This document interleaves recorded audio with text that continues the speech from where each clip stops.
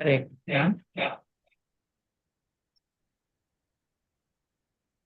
ಹರೇ ಕೃಷ್ಣ ಮಾತಾಜಿ.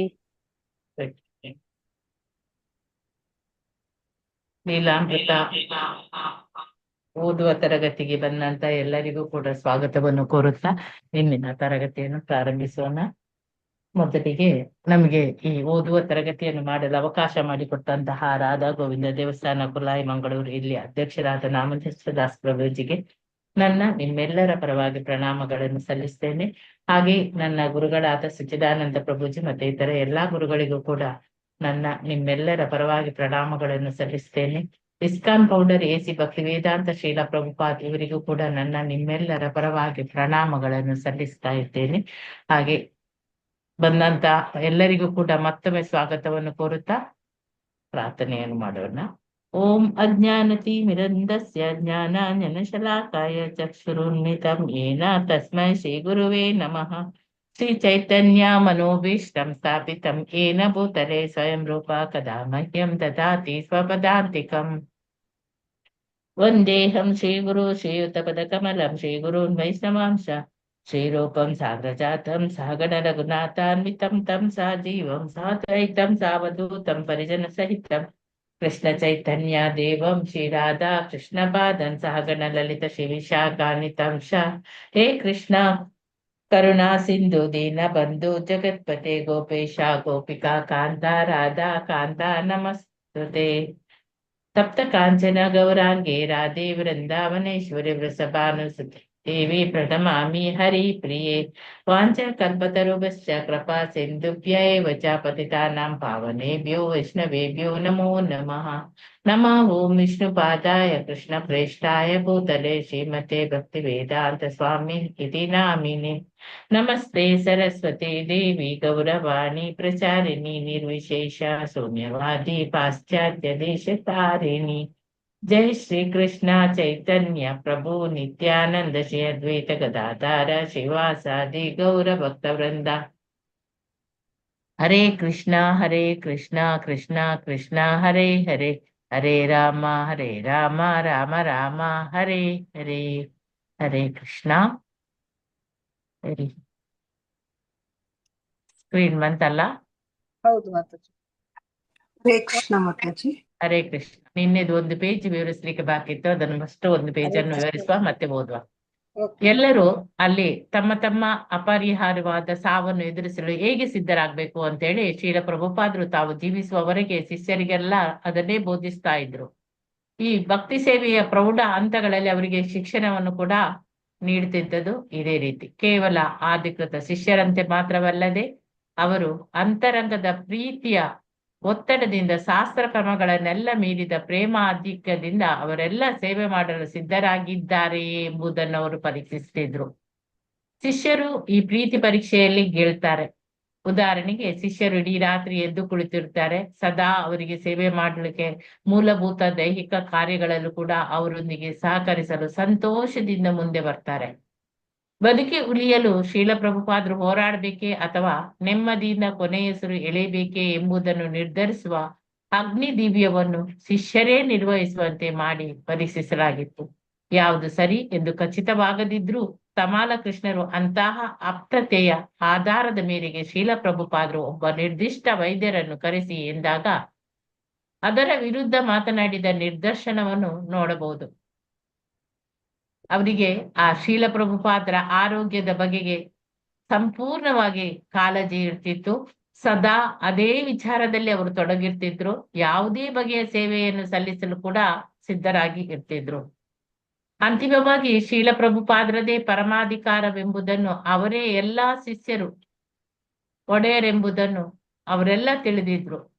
ಸಾಮಾನ್ಯ ಸೇವಾ ನಿಯಮಗಳನ್ನು ಮೀರಿ ತಮ್ಮ ಆತ್ಮತೃಪ್ತಿಯಾಗುವವರೆಗೂ ಶ್ರದ್ಧಾ ಸೇವೆಯನ್ನು ಮಾಡುವ ಸಲುವಾಗಿ ಭಿನ್ನ ವಾದಗಳನ್ನು ಬೇಕಾದರೂ ಮುಂದಿಡಬಹುದು. ಅಷ್ಟು ಸ್ಫೂರ್ತಿಯನ್ನು ಶ್ರೀಲ ಪ್ರಭುಪಾದರು ಶಿಷ್ಯ ವರ್ಗದಲ್ಲಿ ತುಂಬಿದ್ರು. ತಮ್ಮನ್ನು ಟೀಕಿಸುವಂತೆ ಕೂಡ ಅವರು ಪ್ರಚೋದಿಸಿದು ಉಂಟು. ಆದರೆ ತಮಗೆ ಇಷ್ಟ ಬಂದಾಗ ಶಿಷ್ಯರ ಪಾಲಿಗೆ ಅವರು ಪರಮಾಧಿಕಾರಿಯಾಗಿ ಕೊನೆಯ ಮಾತನ್ನು ಅವರೇ ಹೇಳ್ತಿದ್ರು. ಅವರ ಇಚ್ಛೆಯನ್ನು ನೆರವೇರಿಸಿದಕ್ಕಾಗಿ ಮಾತ್ರ ಶಿಷ್ಯರು ಬದುಕಿದ್ರು. ಕಾರ್ಯನಿರತರಾಗಿರ್ತಿದ್ರು.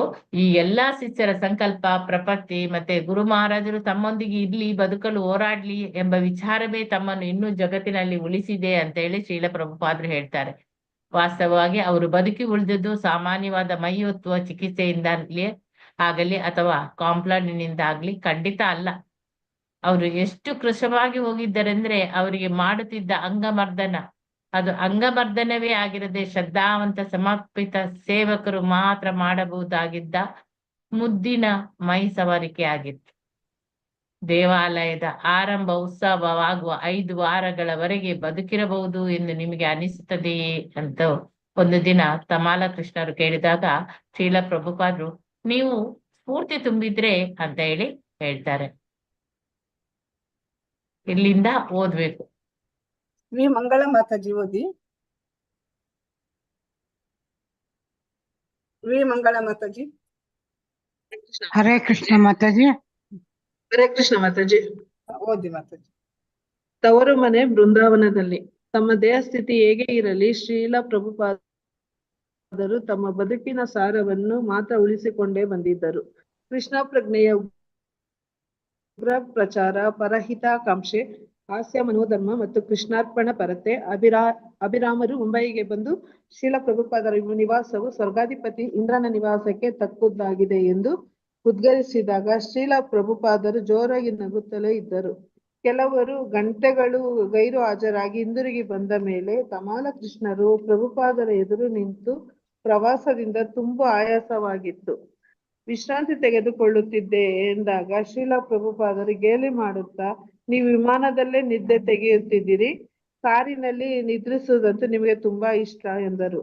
ಮುಖ್ಯರಾದ ಅತಿಥಿಗಳು ಬಂದರೆ ನೋಡ ಬಯಸುತ್ತೀರಾ ಎಂದು ತಮಾಲ ಕೃಷ್ಣರು ಕೇಳಿದಾಗ ಶ್ರೀ ಭೋಗಿಲಾಲ್ ಪಟೇಲ್ ಮತ್ತು ಶ್ರೀ ಮಹಾದೇವಿಯ ಅವರುಗಳು ಬಂದಲ್ಲಿ ಮಾತ್ರ ನೋಡುವುದಾಗಿ ಉತ್ತರಿಸಿದರು. ನೆನೆದವರ ಮನದಲ್ಲಿ ಎಂದ ಹಾಗೆ ಆ ಕೂಡಲೇ ಶ್ರೀ ಮಹಾದೇವಿಯು ಅಲ್ಲಿಗೆ ಬಂದರು. ಅವರನ್ನು ಶ್ರೀಲ ಪ್ರಭುಪಾದರ ಬಳಿಗೆ ಕರೆತರಲಾಯಿತು. ಶ್ರೀ ಮಹಾದೇವಿಯ ತುಂಬಾ ವಾಚಾಳಿಗಳು. ಆದರೂ ಶ್ರೀಲ ಪ್ರಭುಪಾದರ ಸ್ಥಿತಿಯನ್ನು ನೋಡಿ ಅವರು ಎಂದಿನಂತೆ ಮಾತನಾಡಲಾಗದೆ ದಿಗ್ಭ್ರಾಂತರಾಗಿದ್ದರು. ಆದರೂ ಶ್ರೀಲ ಪ್ರಭುಪಾದರ ಕೋರಿಕೆಯಂತೆ ಸದ್ಯದ ಭಾರತದ ರಾಜಕೀಯ ವಾತಾವರಣವನ್ನು ವಿವರಿಸಿದರು. ತಮ್ಮನ್ನು ಕುಳ್ಳಿರಿಸುವಂತೆ ಪ್ರಭುಪಾದರು ಕೋರಿ ವರದಿಯಲ್ಲಿ ಅಪೂರ್ವ ಆಸಕ್ತಿಯನ್ನು ತೋರಿದರು. ಅವರೆಲ್ಲ ಮುಖ್ಯ ಅಂಶವನ್ನೇ ಮರೆತಿದ್ದಾರೆ. ಜಗತ್ತೇ ಆಗಿದೆ, ಈ ಭೌತಿಕ ದೇಹದ ರೋಗವೇ ಇದು. ಒಂದು ಪಕ್ಷ ಮತ್ತೊಂದಕ್ಕಿಂತ ಉತ್ತಮವೇನಲ್ಲ. ಆ ಕಡೆ ಈ ಕಡೆ ಎರಡು ಕಡೆ ಅಮೇಧ್ಯ. ಅವರು ತಾನೇ ಏನು ಮಾಡಬಲ್ಲರು ಎಂದು ಕೇಳಿದರು. ರಾಸ ವಿಹಾರಿಗಳನ್ನು ನೋಡಲು ದಿನವೂ ದೇವಾಲಯಕ್ಕೆ ಹೋಗಲಾಗದಿದ್ದರೂ ಚಿತ್ರಗಳನ್ನು ತರಿಸಿಕೊಂಡು ಪ್ರೀತಿಯಿಂದ ನೋಡುತ್ತಿದ್ದರು. ತಾತ್ಕಾಲಿಕ ದೇವಾಲಯದಲ್ಲಿನ ಆರತಿ ಕೀರ್ತನೆಗಳನ್ನು ಕೇಳುತ್ತಿದ್ದರು. ಆಮೇಲೆ ಒಂದು ದಿನ ಸದಾ ಅವರನ್ನು ನೋಡಲು ಅನುವಾಗುವಂತೆ ಚಿತ್ರಪಟವನ್ನು ಮಂಚದ ಕಂಬಕ್ಕೆ ನೇತು ಹಾಕುವಂತೆ ಕೋರಿದರು. ಒಂದು ಬೆಳಿಗ್ಗೆ ಎದ್ದವರೇ ಮಾತನಾಡಲಾರಂಭಿಸಿದರು. ಜೀವಿಗಳೆಲ್ಲ ನರಳುತ್ತಿದ್ದಾರೆ, ಬ್ರಹ್ಮನಿಂದ ಹಿಡಿದು ಇರುವೆಯವರೆಗೂ ಯಾರಿಗೂ ನೆಮ್ಮದಿ ಇಲ್ಲ ಎಂದರು. ಅನಂತರ ಕಣ್ಣನ್ನು ಮುಚ್ಚಿಕೊಂಡರು. ಸ್ವಲ್ಪ ಕಾಲದ ಮೇಲೆ ಕಣ್ಣು ಬಿಟ್ಟು, ದೈವಿ ಹೇಪ್ಯ ಗುಣಮೈ ಮಮಾಯ ದುರಂತೆಯ ಸತ್ವರಜಸಿನ ತಮದ ರೂಪಾದ ನನಾದಿನದ ಮಾಯೆಯ ಮೇಲ್ ಮಾಡಿ ಮಾತಾಜಿ. ಹರೇ ಕೃಷ್ಣ ಮಾತಾಜಿ. ಆರು ಗೆಲ್ಲುವರು ತೋರ್ಪೇಯ. ಹರೇ ಕೃಷ್ಣ ಮಾತಾಜಿ. ಹರೇ ಕೃಷ್ಣ ಮಾತಾಜಿ. ಧನ್ಯವಾದ ಮಾತಾಜಿ. ಮಾತಾಜಿ ಧನ್ಯವಾದಗಳು. ರಾಜತ ಪ್ರಭುಜಿ ಓದಿ. ಹರೇ ಕೃಷ್ಣ ಹರೇ ಕೃಷ್ಣ ಓದ್ತಾಯ್ತು ಮಾತಾಜಿ. ಶ್ರೀಲ ಪ್ರಭುಪಾದರು ಎಲ್ಲ ಮಾಡ್ತಾ, ವಿಶ್ರಾಂತಿಯ ಸಮಯದಲ್ಲಿ ಈ ಎಲ್ಲ ಚಿಂತನೆ ಮಾಡುತ್ತೀರಾ ಎಂದಾಗ ಪ್ರಭುಪಾದರು ಹೌದು, ನಾನು ಕನಸು ಕಾಣುತ್ತಿದ್ದೆ ಎಂದರು. ಬ್ರಹ್ಮಾನಂದ ಸ್ವಾಮಿ ಇಂಗ್ಲೆಂಡಿನಿಂದ ಬಂದರು. ತಾವು ಸಂಪಾದಿಸಿ ಕೊಟ್ಟಿರುವುದನ್ನೆಲ್ಲ ಹಿರಿಯ ಭಕ್ತರು ಹೇಗೆ ನಿರ್ವಹಿಸಿಕೊಂಡು ಹೋಗಬೇಕೆಂಬುದನ್ನು ಪ್ರಭುಪಾದರು ವಿವರಿಸಿದರು. ನಿಮ್ಮೆಷ್ಟು ಹಣ, ನಿಮ್ಮಷ್ಟು ತರುಣ ದೇಹವನ್ನು ನನ್ನಲ್ಲಿ ನಿರೀಕ್ಷಿಸಬೇಡಿ. ನಾನು ಚಿರಂಜೀವಿಯಾಗಿಯೇ ಇರುತ್ತೇನೆಂದು ನಿರೀಕ್ಷಿಸಬೇಡಿ. ಅದು ಕೃಷ್ಣನ ಕೈಯಲ್ಲಿದೆ ಎಂದರು. ಸುಖ ದುಃಖಗಳ ಮಿಶ್ರಿತ ಭಾವದಲ್ಲಿ ಬ್ರಹ್ಮಾನಂದರು ಆಲಿಸುತ್ತಿದ್ದರು. ಅವರು ಶ್ರೀಲ ಪ್ರಭುಪಾದರ ನಿವಾಸಗಳು ತುಂಬಾ ಸುಂದರವಾಗಿ ಎಂದು ಇವೆ, ಅಲ್ಲದೆ ಕೃಷ್ಣ ಪ್ರಜ್ಞೆಯ ಚಳವಳಿಯಲ್ಲಿನ ಎಲ್ಲವನ್ನು ಕೇವಲ ಪ್ರಭುಪಾದರ ಆನಂದಕ್ಕಾಗಿ ಮಾಡಲಾಗಿದೆ ಎಂದು ಹೇಳಿದರು. ನಾನು ಇವುಗಳನ್ನೆಲ್ಲ ಹೊತ್ತೊಯ್ಯಲಾರೆ. ನಿಮ್ಮ ಉಪಯೋಗಕ್ಕೆ ಬಿಟ್ಟು ಹೋಗುತ್ತೇನೆ ಎಂದು ಪ್ರಭುಪಾದರು ಹೇಳಿದರು. ಮಾಯಾಪುರದಲ್ಲಿ ಈಚೆಗೆ ಇಸ್ಕಾನ್ ಕೇಂದ್ರದ ಮೇಲೆ ನಡೆದ ದಾಳಿಯ ಬಗೆಗೆ ಒಂದು ಕಾನೂನಿನ ಹೇಳಿಕೆಗೆ ಸಹಿ ಮಾಡಿ ಎಂದು ಶ್ರೀಲ ಪ್ರಭುಪಾದರನ್ನು ಕೇಳುವುದಕ್ಕಾಗಿ ಜಯಪತಾಕ ಸ್ವಾಮಿ ಮಾಯಾಪುರದಿಂದ ಬಂದಿದ್ದರು. ಶ್ರೀಲ ಪ್ರಭುಪಾದರು ತಮ್ಮ ಹೆಸರಿನಲ್ಲಿರುವ ಎಲ್ಲವೂ ಇಸ್ಕಾನ್ಗೆ ಸೇರಿದೆ ಎಂದು ಈಗಾಗಲೇ ಉಯಿಲು ಬರೆದಿದ್ದಾರೆ ಎಂದು ತಮಾಲ ಕೃಷ್ಣರು ಹೇಳಿದರು. ಸಂಸ್ಥೆಯ ನಿರ್ವಹಣೆಯ ವಿಷಯದಲ್ಲಿ ಅವರು ಯಾವ ಜವಾಬ್ದಾರಿಯನ್ನು ತೆಗೆದುಕೊಳ್ಳ ಬಯಸುತ್ತಿಲ್ಲ ಎಂದು ಹೇಳಿದರು. ಆ ಮಾತಿಗೆ ಒಪ್ಪಿಗೆ ಸೂಚಿಸುತ್ತಾ ಶ್ರೀಲ ಪ್ರಭುಪಾದರು ನಿರ್ವಹಣೆಯ ಜವಾಬ್ದಾರಿಯಿಂದ ನನ್ನನ್ನು ಸಂಪೂರ್ಣವಾಗಿ ಮುಕ್ತನನ್ನಾಗಿಸುವುದನ್ನು ಬಿಟ್ಟು ಬೇರೆ ಯಾವ ದಾರಿಯೂ ಇಲ್ಲ ಎಂದು ಹೇಳಿದರು. ಪವಿತ್ರ ನಾಮಸ್ಮರಣೆ ಮತ್ತು ಶ್ರೀಮದ್ ಭಾಗವತದ ಶ್ರವಣಗಳಲ್ಲೇ ನಿಮಗ್ನರಾಗಿರಲು ಶ್ರೀಲ ಪ್ರಭುಪಾದರು ಬಯಸಿದರು. ತಮ್ಮ ಓದು ಕನ್ನಡಕವನ್ನು ಹಾಕಿಕೊಂಡು ಹಾಸಿಗೆಯಲ್ಲಿ ಕುಳಿತು ರಾಧಾ ರಾಸ ವಿಹಾರಿಗಳ ಚಿತ್ರಗಳನ್ನು ನೋಡುವುದು, ಭಕ್ತನೊಬ್ಬ ಶ್ರೀಮದ್ ಭಾಗವತವನ್ನು ಗಟ್ಟಿಯಾಗಿ ಓದುವುದು ಅವರಿಗೆ ಇಷ್ಟವಾಗಿತ್ತು. ಕೃಷ್ಣನನ್ನು ನೋಡುತ್ತಾ ಕೇಳುತ್ತಾ ಹೀಗೆ ಅವರು ಗಂಟೆಗಟ್ಟಲೆ ಧ್ಯಾನಿಸುತ್ತಾ ಕುಳಿತಿರುತ್ತಿದ್ದರು. ಅವರು ಬಯಸಿದ ಔಷಧ ಇದೆ. ಅವರು ಸಂಪೂರ್ಣವಾಗಿ ದೇಹಾತೀತವಾದ ಚಿಂತನೆಯಲ್ಲಿ ತೊಡಗಿದ್ದಾರೆ. ಅವರಿಗೆ ವಾಚನದ ಶ್ರವಣ ತುಂಬಾ ಇಷ್ಟ ಎಂಬ ಸಂಗತಿ ಶ್ರೀಲ ಪ್ರಭುಪಾದವರನ್ನು ಬಲ್ಲವರಿಗೆಲ್ಲ ತಿಳಿದಿತ್ತು. ಈ ಪಠನ ಕಾರ್ಯ ಇಡೀ ದಿನ ನಡೆಯಲಿ ಎಂದು ತಮಾಲಕೃಷ್ಣರು ಸಲಹೆ ಮಾಡಿದಾಗ ಇದೇ ಬಹಳ ಮಹತ್ವದ ಸಂಗತಿ, ಎಷ್ಟಾದರೆ ಅಷ್ಟು ಪಠನ ಮಾಡಿ ಎಂದು ಶ್ರೀಲ ಪ್ರಭುಪಾದರು ಹೇಳಿದರು. ಒಂದು ಸಂಜೆ ಶ್ರೀಲ ಪ್ರಭುಪಾದರು ಮುಂಬಯಿಯ ನಿವೇಶನವನ್ನು ಕೊಂಡುಕೊಂಡ ಇತಿಹಾಸವನ್ನು ತಮಾಲಕೃಷ್ಣ ಮತ್ತು ಬ್ರಹ್ಮಾನಂದರು ಜ್ಞಾಪಿಸಿದರು. ಅನೇಕ ಎಡರುಗಳನ್ನು ಸಹನೆಯಿಂದ ಗೆದ್ದ ತಮ್ಮ ಕಾರ್ಯವನ್ನು ಅವರುಗಳು ನಿರೂಪಿಸುತ್ತಿದ್ದಾಗ ಶ್ರೀಲ ಪ್ರಭುಪಾದರು ಆ ನಿರೂಪಣೆಯನ್ನು ಗಮನವಿಟ್ಟು ಕೇಳಿದರು. ಸ್ವಲ್ಪ ಮೇಲೆ ಧನ್ಯವಾದಗಳು ಪ್ರಭುಜಿ. ಧನ್ಯವಾದ ಮಾತಾಜಿ. ಧನ್ಯವಾದ. ದಂಡೋತ್ ಪ್ರಣಾಮ ಮಾತಾಜಿ. ಗೀತಾ ಎಂ ಮಾತಾಜಿ ಓದಿ. ಹರೇ ಕೃಷ್ಣ ಮಾತಾಜಿ. ಹರೇ ಕೃಷ್ಣ ಮಾತಾಜಿ. ಓದಿ. ಒಂದು ಘಟ್ಟದಲ್ಲಿ ಅಲ್ಲಿಂದನಲ್ವ ಮಾತಾಜಿ? ಹೌದು ಹೌದು. ಒಂದು ಘಟ್ಟದಲ್ಲಿ ಪ್ರಭುಪಾದರ ಮಧ್ಯೆ ತಲೆ ಹಾಕಿ ಆ ನಾಯಿ ಎಂದರು. ಅವರು ಯಾಕೆ ಹಾಗೆ ಹೇಳಿದರೆಂದು ಅರ್ಥವಾಗದೆ ಭಕ್ತರು ಪೆಚ್ಚಾದರು. ಅವರ ಮಾಲೀಕನ ಬಗೆಗೆ ಹೇಳುತ್ತಿದ್ದಾರೋ ರಾಜಕಾರಣಿಗಳ ಬಗೆಗೋ. ಆಮೇಲೆ ಪ್ರಭುಪಾದರು ಸ್ಪಷ್ಟಪಡಿಸಿದರು. ತಾವು ಸೇಠಿಯವರ ಮನೆಯಲ್ಲಿದ್ದಾಗ ಅವರ ಕಾರಿನಲ್ಲಿ ದಿನವೂ ಬೆಳಿಗ್ಗೆ ಸಮುದ್ರ ತೀರಕ್ಕೆ ಹೋಗುವಾಗ ಸೇಠಿಯವರ ನಾಯಿಯ ಪಕ್ಕದಲ್ಲಿ ಜರ್ಮನ್ ಶೆಫರ್ಡ್ ನಾಯಿ ಕುಳಿತುಕೊಳ್ಳಬೇಕಾಗಿತ್ತು ಎಂದು ಹೇಳಿದರು. ಶೀಲ ಪ್ರಭುಪಾದರು ಮಾತು ಮುಂದುವರಿಸಿದರು. ಆಗ ತಮಾಲ ಕೃಷ್ಣ ಮತ್ತು ಬ್ರಹ್ಮಾನಂದರಿಗೆ ಪ್ರಭುಪಾದರು ಇನ್ನೂ ಹೋರಾಟವನ್ನು ಮುಂದುವರಿಸುತ್ತಿದ್ದಾರೆ ಎಂದು ಅನಿಸಿತು. ರಾಧಾ ರಾಸವಿಹಾರಿಗಳು ಬಯಸಿದಲ್ಲಿ ಪ್ರಚಾರ ಕಾರ್ಯ ನಡೆಸಲು ಶಕ್ತಿ ಬರಲಿ ಎಂದು ಅವರು ಹೋರಾಡುತ್ತಿದ್ದರು. ಪಠಣ ಕಾರ್ಯ ಮುಗಿದ ಮೇಲೆ ತಮಾಲ ಕೃಷ್ಣರು ನಮಸ್ಕಾರ ಮಾಡಿ ಕೃಷ್ಣನ ಮಹಾಯೋಧನಿಗೆ ಜಯವಾಗಲಿ ಎಂದು ಹೇಳಿದರು. ಮುಂಬಯಿಯ ದೇವಾಲಯದ ಆರಂಭೋತ್ಸವದವರೆಗೂ ಇದ್ದು ಅನಂತರ ವೃಂದಾವನದ ಸುತ್ತಮುತ್ತ ಪರಿಕ್ರಮ ಮಾಡುವುದು ಶೀಲ ಪ್ರಭುಪಾದರ ಯೋಜನೆಯಾಗಿತ್ತು. ಆದರೆ ಈಗ ಬೇಗನೆ ವೃಂದಾವನಕ್ಕೆ ಹೊರಡುವ ಮನಸ್ಸು ಮಾಡಿದರು. ಜೆಬಿಸಿ ಮಂದಿ ಹಾಗೂ ಮುಂಬಯಿಯಲ್ಲಿ ಹಾಜರಿದ್ದ ಇನ್ನೂ ಕೆಲವರು ತಮ್ಮ ಮುಂದೆ ಸೇರಿ ಇದನ್ನು ತೀರ್ಮಾನಿಸಬೇಕೆಂದು ಕೋರಿದರು. ತಮಾಲಕೃಷ್ಣ, ಬ್ರಹ್ಮಾನಂದ, ಸುರಭಿ, ಗೋಪಾಲಕೃಷ್ಣ, ಹರಿಶೌರಿ, ಗಿರಿರಾಜ, ಉಪೇಂದ್ರ, ಅಭಿರಾಮ ಮತ್ತು ಕುಲಾದ್ರಿ ಇವರೆಲ್ಲ ಒಳಗೆ ಬಂದು ಶೀಲ ಪ್ರಭುಪಾದರ ಸುತ್ತ ಕುಳಿತರು. ತಮಾಲಕೃಷ್ಣರು ವೃಂದಾವನಕ್ಕೆ ಪ್ರಭುಪಾದರು ಹೋಗಬೇಕೆಂಬ ಬಗೆಗೆ ಹಲವಾರು ಬಗೆಯಲ್ಲಿ ಹೇಳಿದರು. ಪ್ರಭುಪಾದರ ಬಗೆಗೆ ಮಾತನಾಡುತ್ತಾ ಅವರು ಒಂದು ವೇಳೆ ಮುಂಬಯಿಯಲ್ಲಿಯೇ ಉಳಿದರು ಈಗಿನ ಅವರ ದೇಹ ಸ್ಥಿತಿಯಲ್ಲಿ ಅವರು ಸಮಾರಂಭಕ್ಕೆ ಹಾಜರಾಗಲಾರರು. ಅಲ್ಲದೆ ಪ್ರಭುಪಾದರ ಪ್ರಚಂಡ ವಾಗ್ಮತೆ ಮತ್ತು ಪ್ರಚಾರಗಳಿಗೆ ಹೆಸರಾದವರು. ಅಂತಹವರನ್ನು ಜನರು ಅವರ ಈಗಿನ ದೇಹ ಸ್ಥಿತಿಯಲ್ಲಿ ನೋಡುವುದು ಚೆನ್ನಾಗಿ ಕಾಣುವುದಿಲ್ಲ. ಅಲ್ಲದೆ ದೇವಾಲಯದ ಆರಂಭೋತ್ಸವದ ಮೇಲೆ ಪ್ರಭುಪಾದರು ಬರಬಹುದಲ್ಲ. ಏನೂ ಪ್ರತಿಕ್ರಿಯೆ ತೋರದೆ ಶೀಲಾ ಪ್ರಭುಪಾದರು ಈ ಮಾತುಗಳನ್ನು ಕೇಳಿದರು. ಶೀಲ ಪ್ರಭುಪಾದರು ವೃಂದಾವನಕ್ಕೆ ಹೋಗಲೇಬೇಕೆಂದು ಬ್ರಹ್ಮಾನಂದ ಸ್ವಾಮಿ ಅಭಿಪ್ರಾಯಪಟ್ಟರು. ಮುಂದೆ ಮಾತನಾಡಿದ ಹರಿಶೌರಿಗಳು ಇದನ್ನು ತೀರ್ಮಾನಿಸುವುದು ಕಷ್ಟ ಎಂದು ಹೇಳಿ ತಮ್ಮ ಆರೋಗ್ಯಕ್ಕಾಗಿ ಏನನ್ನಾದರೂ ಮಾಡುವುದು ಅಥವಾ ಮುಂಬೈಯಲ್ಲೇ ಉಳಿಯುವುದು ಈ ಎರಡರಲ್ಲಿ ಯಾವುದು ಅವರ ಉತ್ಕಟ ಬಯಕೆ ಎಂಬುದರ ಮೇಲೆ ಈ ತೀರ್ಮಾನ ನಿಂತಿದೆ ಎಂದರು. ಆರೋಗ್ಯದ ಕಡೆ ನನ್ನ ಗಮನ ಎಂದು ಪ್ರಭುಪಾದರು ಉತ್ತರಿಸಿದರು.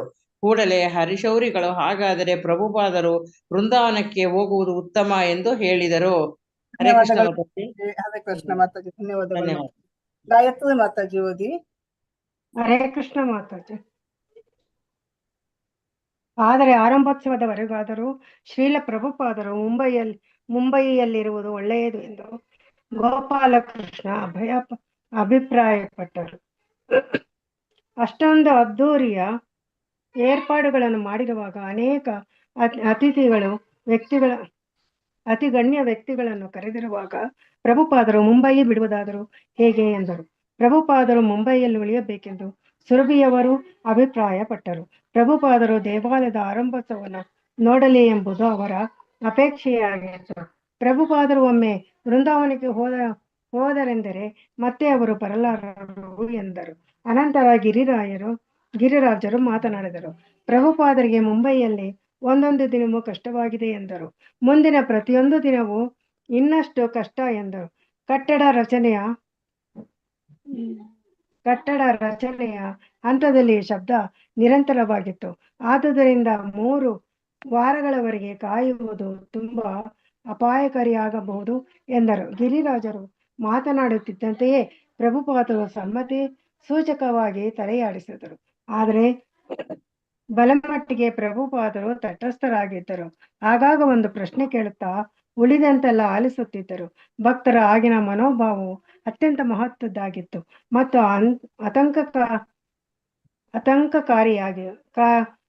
ಆತಂಕಕಾರಿಯದಾಗಿತ್ತು. ಮುಂದೆ ವೃಂದಾವನಕ್ಕೆ ಹೋಗುವುದರ ಪರವಾಗಿ ಅಭಿರಾಮರು ಮಾತನಾಡಿದರು. ತಮಗೆ ಯಾವುದು ಗೊತ್ತಾಗುವುದಿಲ್ಲ ಎಂದು ಉಪೇಂದ್ರರು ಹೇಳಿದರು. ಅಭಿಪ್ರಾಯ ಸಂಗ್ರಹಣೆ ಕೋರಿದುದರಲ್ಲಿ ಪ್ರಭುಪಾದರಿಗೆ ಬಹುಮತದ ಅಭಿಪ್ರಾಯ ಪಡೆಯುವ ಭಾವನೆ ಇತ್ತು ಎನ್ನುವುದಾದರೆ ಮುಂಬಯಿಯನ್ನು ಬಿಡುವುದೇ ಬಹು ಮತಾಭಿಪ್ರಾಯವಾಗಿತ್ತು. ಅವರೆಲ್ಲ ಚರ್ಚೆ ಮಾಡುತ್ತಿರುವಂತೆಯೇ ಅತ್ತ ಸುತ್ತಿಗೆ ಬಡಿತಗಳ ನಿರಂತರ ಶಬ್ದವು ಬಲಮಟ್ಟಿಗೆ ಪ್ರಭುಪಾದರ ಕಂಠವನ್ನು ಮುಳುಗಿಸಿಬಿಟ್ಟಿತ್ತು. ಉತ್ತಮ ಚಿಕಿತ್ಸಾ ವಿಧಾನದ ಬಗ್ಗೆಯೂ ಚರ್ಚೆ ನಡೆಸುವುದು ಪ್ರಭುಪಾದರ ಆಶಯವಾಗಿತ್ತು. ಡಾಕ್ಟರ್ ಘೋಷನಿಂದ ಈಚೆಗೆ ಬಂದ ಒಂದು ಪತ್ರ ಬಂದಿತ್ತು. ಅದನ್ನು ಓದುವಂತೆ ಪ್ರಭುಪಾದರು ತಮಾಲಕೃಷ್ಣರನ್ನು ಕೋರಿದರು. ಪ್ರಭುಪಾದರು ಒಂದು ಉತ್ತಮ ಆಸ್ಪತ್ರೆಗೆ ಹೋಗಿ ವಿವರವಾದ ವೈದ್ಯಕೀಯ ತಪಾಸಣೆಗೆ ಒಳಗಾಗಬೇಕು ಎಂದು ಡಾಕ್ಟರ್ ಘೋಷರು ಸಲಹೆ ಮಾಡಿದ್ದ ಪತ್ರವನ್ನು ತಮಾಲಕೃಷ್ಣರು ಓದಿದರು. ನಿಷ್ಪಕ್ಷಪಾತಿ ನ್ಯಾಯಮೂರ್ತಿಯ ಧೋರಣೆಯಿಂದ ಚರ್ಚೆಯಾಗಲಿ ಎಂದು ಬಯಸಿದ ಪ್ರಭುಪಾದರು ಈ ಸಲಹೆ ಚೆನ್ನಾಗಿದೆಯಲ್ಲ ಎಂದರು. ಸಾಕ ಮಾತಾಜಿ ಓದ್ಲಾ? ಓದಿ ಮಾತಾಜಿ. ವೈದ್ಯರುಗಳು ಬಹುಶಃ ನರದ ಮೂಲಕ ಆಹಾರವನ್ನು ಕೊಡಬಯಸಬಹುದು ಎಂದು ತಮಾಲಕೃಷ್ಣರು ಹೇಳಿದರು. ಪ್ರಭುಪಾದರು ಹೇಳಿದರು, ಜೀರ್ಣವೇ ಆಗದಿರುವಾಗ ಕೃತಕ ಆಹಾರವನ್ನು ಕೊಡುವುದರಿಂದ ಏನು ಪ್ರಯೋಜನ? ಆಸ್ಪತ್ರೆಯ ಪರವಾಗಿ ವಾದಿಸುತ್ತಾ ತಮಾಲಕೃಷ್ಣರು ಆಯುರ್ವೇದ ಔಷಧವು ಉತ್ತಮವಾಗಿದ್ದರೂ ಆ ವೃತ್ತಿ ನಡೆಸುತ್ತಿರುವವರು ಇಂದು ಆ ವಿಜ್ಞಾನವನ್ನು ಕಳೆದುಕೊಂಡಿದ್ದಾರೆಂದು, ಅವರಲ್ಲಿ ಅನೇಕರು ಅಳಲೆಕಾಯಿ ಪಂಡಿತರುಗಳೆಂದು, ಇಂಗ್ಲಿಷ್ ಔಷಧವು ಅಪಕ್ವವಾಗಿದ್ದರೂ ಅದರಲ್ಲಿ ತುಂಬಾ ಜನ ತಜ್ಞರಿದ್ದಾರೆಂದು ತಮಾಲಕೃಷ್ಣರು ಹೇಳಿದರು. ಪ್ರಭುಪಾದರು ಆ ಮಾತಿಗೆ ಒಪ್ಪಿದರು. ಹರೇ ಕೃಷ್ಣ. ಧನ್ಯವಾದಗಳು. ಮಂಜುಳಾ ಮಾತಾಜಿ ಓದಿ. ಮಂಜುಳಾ ಮಾತಾಜಿ. ಹರೇ ಕೃಷ್ಣ ಮಾತಾಜಿ. ನೆಟ್ವರ್ಕ್ ಸ್ಲೋ ಇದೆ ಮಾತಾಜಿ. ಕೇಳಿಸ್ತಾ ಮಾತಾಜಿ? ಕೇಳಿಸ್ತದೆ. ಪ್ರಭುಪಾದರೆ, ವೈದ್ಯರು ಬರಬೇಕು, ಆದರೆ ಇಲ್ಲೇ ಮನೆಗೆ ಬರಬೇಕು. ನೀವು ಏನೇ ಆದರೂ ಆಸ್ಪತ್ರೆಗೆ ಹೋಗಬಾರದು ಎಂದು ಉಪೇಂದ್ರರು ಹೇಳಿದರು. ಪ್ರಭುಪಾದರು ಆಸ್ಪತ್ರೆಗೆ ಹೋಗಲೇಬಾರದು ಎಂಬ ವಿಷಯದಲ್ಲಿ ಅಭಿರಾಮರ ಪ್ರತಿಪಾದನೆ ಇನ್ನೂ ಉಗ್ರವಾಗಿತ್ತು. ಪ್ರಭುಪಾದರಿಗೆ ಆಸ್ಪತ್ರೆ ಸೇರುವುದು ಇಷ್ಟವಿಲ್ಲವೆಂಬುದು, ವೃಂದಾವನಕ್ಕೆ ಹೋಗಲು ತೀರ್ಮಾನಿಸಿದ್ದಾರೆಂಬುದು ಎಲ್ಲರಿಗೂ ತಿಳಿದ ವಿಷಯವೇ ಆಗಿತ್ತು. ಆದರೂ ಅವರು ತುಂಬ ಕೃಪೆಯಿಟ್ಟು ತಮ್ಮೆಲ್ಲರ ಸಲಹೆ ಕೇಳಿ ತೀರ್ಮಾನಿಸುವ ಅವಕಾಶವನ್ನು ಕೊಡಬಯಸಿದ್ದರು. ಕೊನೆಗೆ ತೋರಿಕೆಗಾದರೂ ಅವರು ಭಕ್ತರ ತೀರ್ಮಾನಕ್ಕೆ ತಮ್ಮನ್ನು ಒಪ್ಪಿಸಿಕೊಂಡಿದ್ದರು. ಆದರೆ ಅವರ ಆರೋಗ್ಯದ ವಿಷಯವೇ ತಮ್ಮ ಚರ್ಚೆಯ ವಸ್ತುವಾಗಿದ್ದುದು ಕೆಲವರ ಇರುಸು ಮುರುಸಿಗೆ ಕಾರಣವಾಗಿತ್ತು. ಕೊನೆಗೆ ಪ್ರಭುಪಾದರು ತೀರ್ಮಾನಿಸಿದರು, ಆಸ್ಪತ್ರೆಯಲ್ಲಿ ರೋಗ ಗುಣವಾಗುವುದು ಖಾತ್ರಿಯೇನಲ್ಲ. ಆದರೂ ಅದು ಆಧುನಿಕ ವೈಜ್ಞಾನಿಕ ಜ್ಞಾನ ಎಂದು ಸ್ವೀಕರಿಸೋಣ. ನನ್ನ ದೈವ ಸೋದರ ತೀರ್ಥ ಮಹಾರಾಜರು ಈ ಎಲ್ಲ ಚಿಕಿತ್ಸೆಗಳಿಂದಲೂ ಒಳಗಾಗಬೇಕಾಯಿತು. ಅತ್ಯುತ್ತಮ ವೈದ್ಯಕೀಯ ಚಿಕಿತ್ಸೆ ಪಡೆದು ಅವರು ತೀರಿಕೊಂಡರು ಎಂಬುದು ಅವರೆಲ್ಲರಿಗೆ ಹೆಮ್ಮೆಯ ವಿಷಯವಾಗಿತ್ತು. ಆದರೆ ಸೂಜಿ ಮದ್ದು ಕೊಟ್ಟಾಗ ನನ್ನ ಗುರು ಮಹಾರಾಜರು ಇಷ್ಟಪಡಲಿಲ್ಲ. ಏಕೆ ಚುಚ್ಚುತ್ತಿದ್ದೀರಿ ಎಂದು ಆಕ್ಷೇಪಿಸಿಯೂ ಇದ್ದರು. ಆಸ್ಪತ್ರೆಗೆ ಹೋಗುವುದು ಎಂದರೆ ಭೌತ ವಿಜ್ಞಾನಿಗಳ ಕೃಪೆಗೆ ಒಳಗಾಗುವುದು ಎಂದರ್ಥ.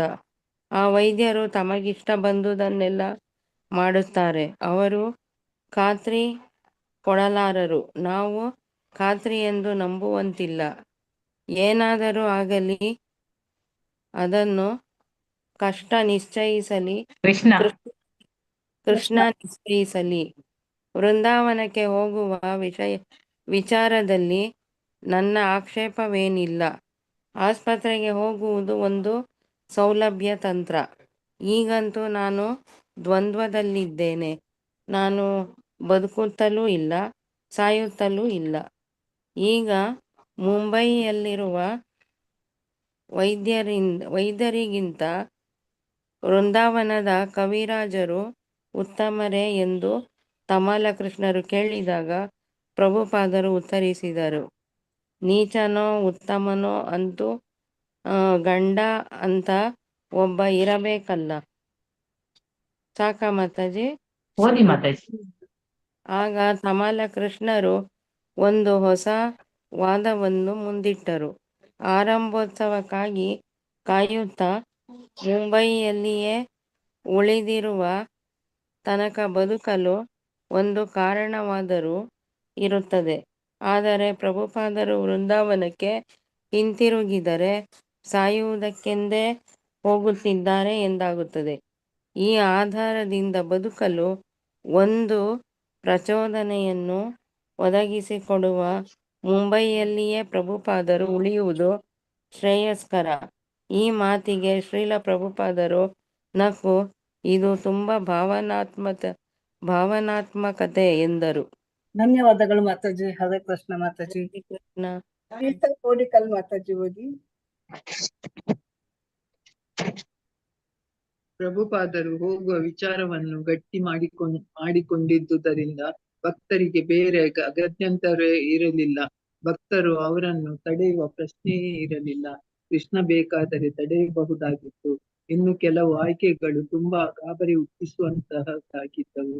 ಬಹುಮತದ ಆಯ್ಕೆಯಂತೂ ಖಂಡಿತ ಅಂತಹದೇ ಆಗಿತ್ತು. ಈಗ ಕೆಲವರು ಭಕ್ತರು ಪ್ರಭುಪಾದರ ಅಂತಿಮ ತೀರ್ಮಾನವನ್ನು ಕೇಳಿ ಬಿಡುಗಡೆ ಹೊಂದಿದವರಂತೆ ಪೆಚ್ಚಾಗಿ ನಕ್ಕರು. ವೃಂದಾವನಕ್ಕೆ ಹೋಗೋಣ ಎಂದರು ಪ್ರಭುಪಾದರು. ಆಗಲಿ ಪ್ರಭುಪಾದರೆ ಎಂದು ಸುರಭಿ ಹೇಳಿದರು. ಆದರೆ ಶ್ರೀಲ ಪ್ರಭುಪಾದರೆ ತಮಾಲ ಕೃಷ್ಣರಿಂದ ಎಂದರು, ಇಲ್ಲಿ ಇರುವ ಭಕ್ತರಿಗೆಲ್ಲ ಏನು ಗತಿ? ಅವರೆಲ್ಲ ನಿಮ್ಮನ್ನು ಅಷ್ಟೊಂದು ಶ್ರದ್ಧೆಯಿಂದ ಸೇವಿಸಿದ್ದಾರೆ. ನೀವು ಇಲ್ಲಿ ಇರದಿದ್ದರೆ ಅವರ ದೇವಾಲಯದ ಆರಂಭೋತ್ಸವವನ್ನು ನಡೆಸುವುದಾದರೂ ಹೇಗೆ? ಈಗ ನೀವು ವೃಂದಾವನಕ್ಕೆ ಹೊರಟಿದ್ದೀರೆಂಬ ಸುದ್ದಿ ಕೇಳಿದಾಗ ಅವರೆಲ್ಲ ಅಲ್ಲಿಗೆ ಬರಲು ಬಯಸುತ್ತಾರೆ, ಇಲ್ಲಿ ಉಳಿಯಲು ಬಯಸುವುದಿಲ್ಲ. ತಮ್ಮ ತಮ್ಮ ಕೆಲಸಗಳನ್ನು ಬಿಟ್ಟು ಎಲ್ಲರೂ ವೃಂದಾವನಕ್ಕೆ ಬರಲು ಬಯಸುತ್ತಾರೆ. ಆಗಲಿ, ಅವರೆಲ್ಲ ಬರಲಿ. ಪ್ರಭುಪಾದರೆಂದರು, ನನ್ನ ಅಭ್ಯಂತರವಿಲ್ಲ. 1000 ಭಕ್ತರು ಪ್ರಭುಪಾದರ ಜೊತೆಗೆ ಇರಲು ಬಂದು ಬಿಟ್ಟರೆ ಜಗತ್ತಿನಾದ್ಯಂತ ಇಸ್ಕಾನ್ ಕೆಲಸಕ್ಕೆ ಏಟು ಬೀಳುತ್ತದೆ ಎಂದು ತಮಾಲ ಕೃಷ್ಣರು ಹೇಳಿದರು. ಆದರೂ ಪ್ರಭುಪಾದರು ಮತ್ತೆ ತಮ್ಮ ಅಭ್ಯಂತರವೇನೂ ಇಲ್ಲ ಎಂದು ಹೇಳಿದರು. GBC ಸದಸ್ಯರೆಲ್ಲ ಕಡ್ಡಾಯವಾಗಿ ಬರಬೇಕೆ ಎಂದು ತಮಾಲ ಕೃಷ್ಣರು ಕೇಳಿದಾಗ ಹೌದು ಎಂದು ಪ್ರಭುಪಾದರು ಹೇಳಿದರು. ಇನ್ನು ಕೇಳುವುದೇನೂ ಇರಲಿಲ್ಲ. ಪ್ರಭುಪಾದರ ವೃಂದಾವನ ಪ್ರಯಾಣಕ್ಕೆ ಎಲ್ಲ ಸಿದ್ಧತೆಗಳನ್ನು ಮಾಡುವುದಕ್ಕಾಗಿ ಭಕ್ತರೆಲ್ಲರೂ ಅಲ್ಲಿಂದ ಕಾಲ್ತೆಗೆದರು. ಪ್ರಭುಪಾದರ ಜೊತೆಗೆ ಕುಲಾದ್ರಿ ಮಾತ್ರ ಉಳಿದುಕೊಂಡರು. ಕುಲಾದ್ರಿ, ನಿಮಗೇನೆನ್ನಿಸುತ್ತೆ ಎಂದು ಪ್ರಭುಪಾದರು ಕೇಳಿದರು. ಪ್ರಭುಪಾದರ ಬಯಕೆಯನ್ನು ಕೆಲವು ಭಕ್ತರು ವಿರೋಧಿಸಿದ್ದು ಮತ್ತು ವಿರುದ್ಧವಾಗಿ ವಾದಿಸಿದ್ದು ಕುಲಾದ್ರಿಯ ಕಡೆಗೆ ಇಸಿರಲಿಲ್ಲ. ಶ್ರೀಲ ಪ್ರಭುಪಾದರೆ, ನನಗೆ ನಿಜವಾಗಿ ಏನೂ ಗೊತ್ತಾಗುವುದಿಲ್ಲ. ಅವರೆಲ್ಲ ನಿಮಗೆ ಹಾಗೆ ಸಲಹೆ ಕೊಡಲು ಹೇಗೆ ಸಾಧ್ಯ? ನಾನು ಮಧ್ಯೆ ತಲೆ ಹಾಕುತ್ತಿದ್ದೇನೆ ಎನ್ನಿಸುತ್ತದೆ. ನಾನು ಇಲ್ಲಿ ಇರಬಾರದಿತ್ತು, ಆದರೆ ನೀವು ಇಲ್ಲಿರಬೇಕು, ಹೋಗಬೇಕು ಎಂಬ ಬಗೆಗೆ ಕೃಷ್ಣನ ಆಜ್ಞೆಗಾಗಿ ಕಾಯುತ್ತಿದ್ದೀರಿ ಎಂದು ನನಗೆ ಅನ್ನಿಸುತ್ತದೆ ಎಂದು ಕುಲಾದ್ರಿ ಹೇಳಿದರು. ಏನು ಎಂದು ಪ್ರಭುಪಾದರು ಕೇಳಿದರು. ನೀವು ಕೃಷ್ಣನ ತೀರ್ಮಾನಕ್ಕೆ ಕಾಯುತ್ತಿದ್ದೀರಿ ಎಂದು ಕಾಣುತ್ತದೆ ಎಂದು ಕುಲಾದ್ರಿ ಹೇಳಿದರು. ನೀವು ಕೃಷ್ಣನ ತೀರ್ಪಿಗೆ ಕಾಯುವ ಪಕ್ಷದಲ್ಲಿ ನೀವು ವೃಂದಾವನದಲ್ಲೇ ಇರಬಹುದಲ್ಲ. ಪ್ರಭುಪಾದರು ಕಣ್ಣು ಮುಚ್ಚಿತ್ತ ನಕ್ಕರು. ಖಂಡಿತ, ನಿಮ್ಮದು ಒಳ್ಳೆಯ ಸಲಹೆ.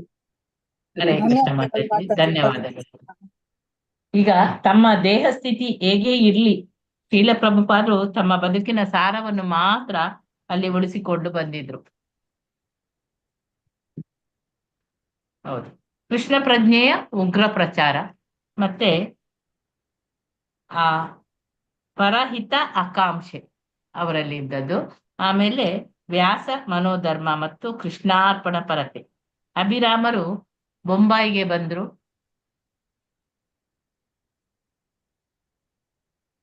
ಬೊಂಬಾಯಿಗೆ ಬಂದು ಶೀಲ ಪ್ರಭುಪಾದರ ನಿವಾಸ ಅದು ಸ್ವರ್ಗಾಧಿಪತಿ ಇಂದ್ರನ ನಿವಾಸದ ಹಾಗೆ ಅದರ ಹಾಗೆ ಆಗಿದೆ ಎಂದು ಉದ್ಗರಿಸಿದಾಗ ಶೀಲ ಪ್ರಭುಪಾದರು ಜೋರಾಗಿ ನಗ್ತಾರೆ. ಕೆಲವಾರು ಗಂಟೆಗಳು ಅಲ್ಲಿ ಗೈರು ಹಾಜರಾಗಿ ಹಿಂದಿರುಗಿ ಬಂದ ಮೇಲೆ ತಮಾಲ ಕೃಷ್ಣರು ಪ್ರಭುಪಾದರು ಎದುರು ನಿಂತು, ಪ್ರವಾಸದಿಂದ ತುಂಬಾ ಆಯಾಸವಾಗಿತ್ತು, ವಿಶ್ರಾಂತಿ ತೆಗೆದುಕೊಳ್ತಿದ್ದೆ ಎಂದಾಗ ಶೀಲ ಪ್ರಭುಪಾದರು ಗೇಲಿ ಮಾಡ್ತಾರೆ. ಅಲ್ಲಿ ನೀವು ವಿಮಾನದಲ್ಲೇ ನಿದ್ರೆ ತೆಗಿತಿದ್ದೀರಿ, ಕಾರಿನಲ್ಲಿ ಕೂಡ ನಿದ್ರಿಸುವುದು ನಿಮ್ಗೆ ತುಂಬಾ ಇಷ್ಟ ಅಂತ ಹೇಳಿ ಹೇಳ್ತಾರೆ. ಮುಖ್ಯರಾದ ಅತಿಥಿಗಳು ಬಂದ್ರೆ ನೋಡ ಬಯಸುತ್ತೀರಾ ಎಂದು ತಮಾಲ ಕೃಷ್ಣರು ಕೇಳಿದಾಗ ಶ್ರೀ ಭೋಗಿಲಾಲ್ ಪಟೇಲ್ ಮತ್ತು ಶ್ರೀ ಮಹಾದೇವಿಯ ಅವರುಗಳು ಬಂದಲ್ಲಿ ಮಾತ್ರ ನೋಡುದು ಅಂತ ಹೇಳಿ ಉತ್ತರಿಸ್ತಾರೆ. ನೆನೆದವರ ಮನದಲ್ಲಿ ಅಂತ ಹೇಳಿದ ಕೂಡ್ಲೆ ಅಲ್ಲಿ ಶ್ರೀ ಮಹಾದೇವಿಯು ಅಲ್ಲಿಗೆ ಬರ್ತಾರೆ. ಅವರನ್ನು ಶೀಲ ಪ್ರಭುಪಾದರ ಬಳಿಗೆ ಕರೆತರಲಾಗ್ತದೆ. ಮಹಾದೇವಿಯು ತುಂಬಾ ಅವರು ವಾಚಾಳಿ ಮಾತುಗಾರತಿ ಅಂತ ಹೇಳ್ತಾರಲ್ಲ ಆ ರೀತಿ. ಆದ್ರೆ ಶೀಲ ಪ್ರಭುಪಾದರ ಈ ಸ್ಥಿತಿಯನ್ನು ನೋಡಿ ಅವರು ಯಾವಾಗ್ಲಿನಾಗೆ ಮಾತನಾಡ್ಲಿಕ್ಕೆ ಆಗದೆ ಅವರಿಗೆ ಒಂದು ದಿಗ್ಭ್ರಾಂತರಾಗ್ತಾರೆ. ಆದ್ರೂ ಶೀಲ ಪ್ರಭುಪಾದರ ಕೋರಿಕೆಯಂತೆ ಸದ್ಯದ ಭಾರತದ ರಾಜಕೀಯ ವಾತಾವರಣವನ್ನು ಅವರು ವಿವರಿಸ್ತಾರೆ. ತಮ್ಮನ್ನು ಕುಳ್ಳಿರಿಸುವಂತೆ ಪ್ರಭುಪಾದರು ಕೋರಿ ವರದಿಯಲ್ಲಿ ಅಪೂರ್ವವಾದ ಆಸಕ್ತಿಯನ್ನು ತೋರ್ತಾರೆ.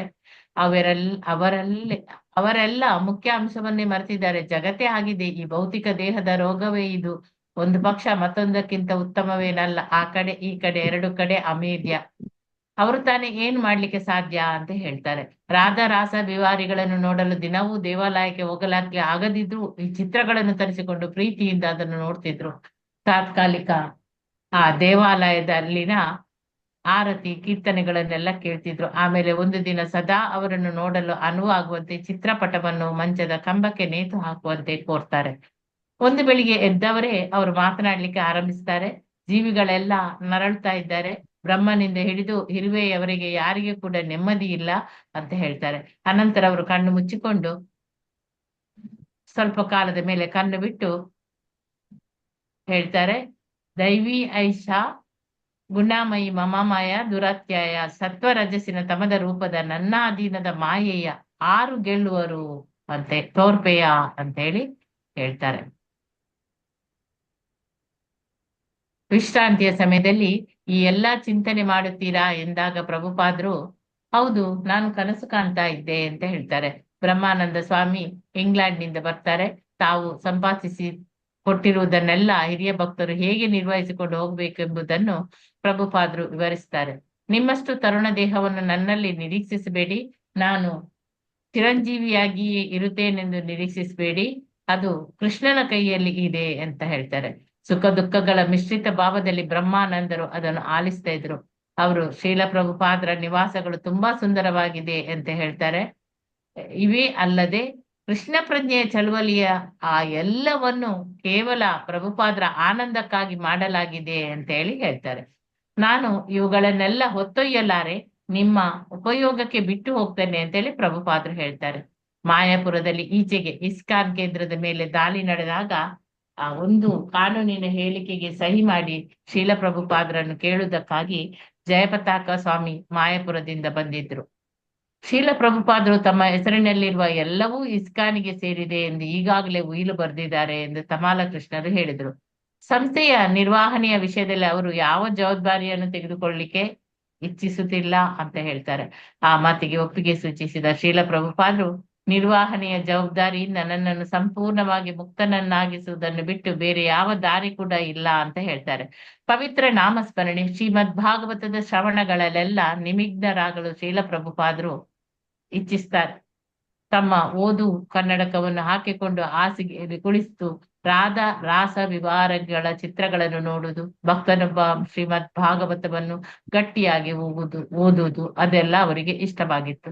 ಕೃಷ್ಣನನ್ನು ನೋಡುತ್ತಾ ಕೇಳುತ್ತಾ ಹೀಗೆ ಅವರು ಗಂಟೆಗಟ್ಲೆ ಧ್ಯಾನ ಮಾಡ್ತಾ ಇದ್ರು. ಅವರು ಬಯಸಿದ ಔಷಧ ಇದೆ. ಅವರು ಸಂಪೂರ್ಣವಾಗಿ ದೇಹಾತೀತವಾದ ಚಿಂತನೆಯಲ್ಲಿ ತೊಡಗಿದ್ರು. ಅವರಿಗೆ ವಾಚನದ ಆ ಶ್ರವಣ ತುಂಬಾ ಇಷ್ಟ ಮತ್ತೆ ಎಂಬ ಸಂಗತಿ ಶೀಲ ಪ್ರಭುಪಾದರನ್ನು ಬಲ್ಲವರಿಗೆಲ್ಲ, ಅದು ಯಾರಿಗೆಲ್ಲ ಗೊತ್ತಿದ್ದು ಶ್ರೀಲ ಪ್ರಭುಪಾದರ ವಿಷಯ ಅವರಿಗೆಲ್ಲ ಅದು ತಿಳಿದಿತ್ತು. ಈ ಪಠಣ ಕಾರ್ಯ ಇಡೀ ದಿನ ನಡೆಯಲಿ ಎಂದು ತಮಾಲ ಕೃಷ್ಣರು ಸಲಹೆ ಮಾಡಿದಾಗ, ಇದೇ ಬಹಳ ಮಹತ್ವದ ಸಂಗತಿ, ಎಷ್ಟಾದ್ರೆ ಅಷ್ಟು ಪಠಣ ಮಾಡಿ ಅಂತ ಹೇಳಿ ಶೀಲ ಪ್ರಭುಪಾದರು ಕೂಡ ಹೇಳ್ತಾರೆ. ಒಂದು ಸಂಜೆ ಶೀಲ ಪ್ರಭುಪಾದರು ಬೊಂಬಾಯಿಯ ನಿವಾಸವನ್ನು ಕೊಂಡುಕೊಂಡ ಇತಿಹಾಸವನ್ನು ತಮಾಲ ಕೃಷ್ಣ ಮತ್ತೆ ಬ್ರಹ್ಮಾನಂದರು ಅವರು ಜ್ಞಾಪಿಸಿದ್ರು. ಅನೇಕ ಎಡರುಗಳನ್ನು ಸಹನೆಯಿಂದ ಗೆದ್ದು ತಮ್ಮ ಕಾರ್ಯಗಳನ್ನು ಅವರು ನಿರೂಪಿಸುತ್ತಿದ್ದಾಗ ಶೀಲ ಪ್ರಭುಪಾದರು ಈ ನಿರೂಪಣೆಯನ್ನು ಗಮನವಿಟ್ಟು ಕೇಳಿದ್ದಾರೆ. ಒಂದು ಘಟ್ಟದಲ್ಲಿ ಪ್ರಭುಪಾದರು ಮಧ್ಯೆ ತಲೆ ಹಾಕಿ ಆ ನಾಯಿ ಎಂದರು. ಅವರು ಯಾಕೆ ಹಾಗೆ ಹೇಳಿದ್ರು ಎಂದು ಅರ್ಥವಾಗದೆ ಭಕ್ತರು ಎಲ್ಲ ಪೆಚ್ಚಾದ್ರು. ಅವರು ಮಾಲೀಕನ ಬಗೆಗೆ ಹೇಳುತ್ತಿದ್ದಾರೋ ಅಥವಾ ರಾಜಕಾರಣಿಗಳ ಬಗೆಗೋ.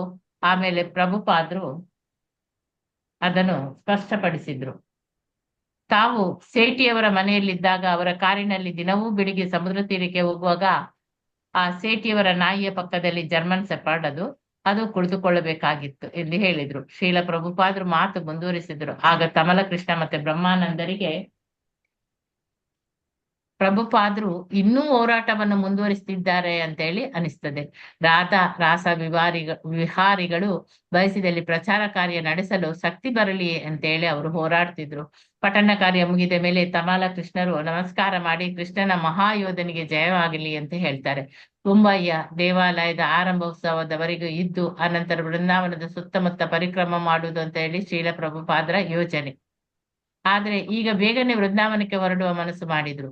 ಆದ್ರೆ GBC ಮಂದಿ ಮತ್ತೆ ಬೊಂಬಾಯಿಯಲ್ಲಿ ಹಾಜರಿದ್ದ ಇನ್ನು ಕೆಲವರು ತಮ್ಮ ಮುಂದೆ ಸೇರಿ ಇದನ್ನು ತೀರ್ಮಾನಿಸಬೇಕು ಅಂತ ಹೇಳಿ ಕೋರಿದ್ರು. ತಮಾಲ ಕೃಷ್ಣ, ಬ್ರಹ್ಮಾನಂದ, ಸುರಭಿ, ಗೋಪಾಲಕೃಷ್ಣ, ಹರಿಸೌರಿ ಮತ್ತೆ ಗಿರಿರಾಜ, ಉಪೇಂದ್ರ, ಅಭಿರಾಮ ಮತ್ತು ಕುಲಾದ್ರಿ ಇವರೆಲ್ಲ ಒಳಗೆ ಬಂದು ಶೀಲ ಪ್ರಭುಪಾದರ ಸುತ್ತ ಕುಳಿತುಕೊಳ್ತಾರೆ. ತಮಾಲ ಕೃಷ್ಣರು ಬೃಂದಾವನಕ್ಕೆ ಪ್ರಭುಪಾದರು ಹೋಗಬೇಕೆಂಬ ಬಗೆಗೆ ಹಲವಾರು ಬಗೆಯಲ್ಲಿ ಹೇಳಿದ್ರು. ಆಗ ಪ್ರಭುಪಾದರ ಬಗ್ಗೆ ಮಾತನಾಡುತ್ತಾ ಅವರು ಒಂದು ವೇಳೆ ಬೊಂಬಾಯಿಯಲ್ಲಿಯೇ ಉಳಿದ್ರು ಈಗಿನ ಅವರ ದೇಹ ಸ್ಥಿತಿಯಲ್ಲಿ ಅವರು ಸಮಾರಂಭಕ್ಕೆ ಹಾಜರಾಗ್ಲಿಕ್ಕೆ ಆಗುವುದಿಲ್ಲ. ಅಲ್ಲದೆ ಪ್ರಭುಪಾದರು ಪ್ರಚಂಡ ವಾಗ್ಮೀತೆ ಪ್ರಚಾರಗಳಿಗೆ ಹೆಸರಾದವರು. ಅಂತವರನ್ನು ಜನರು ಅವರ ಈಗಿನ ಈ ದೇಹ ಸ್ಥಿತಿಯಲ್ಲಿ ನೋಡುವುದು ಚೆನ್ನಾಗಿ ಕಾಣುವುದಿಲ್ಲ. ಅಲ್ಲದೆ ದೇವಾಲಯದ ಆರಂಭ ಉತ್ಸವ ಆದ ಮೇಲೆ ಪ್ರಭುಪಾದರು ಬರಬಹುದಲ್ಲ. ಏನೂ ಪ್ರತಿಕ್ರಿಯೆ ತೋರದೆ ಶೀಲ ಪ್ರಭುಪಾದರು ಈ ಮಾತುಗಳನ್ನು ಕೇಳಿದ್ರು. ಶೀಲ ಪ್ರಭುಪಾದರು ವೃಂದಾವನಕ್ಕೆ ಹೋಗಲೇಬೇಕೆಂದು ಬ್ರಹ್ಮಾನಂದ ಸ್ವಾಮಿ ಅಭಿಪ್ರಾಯಪಟ್ಟರು.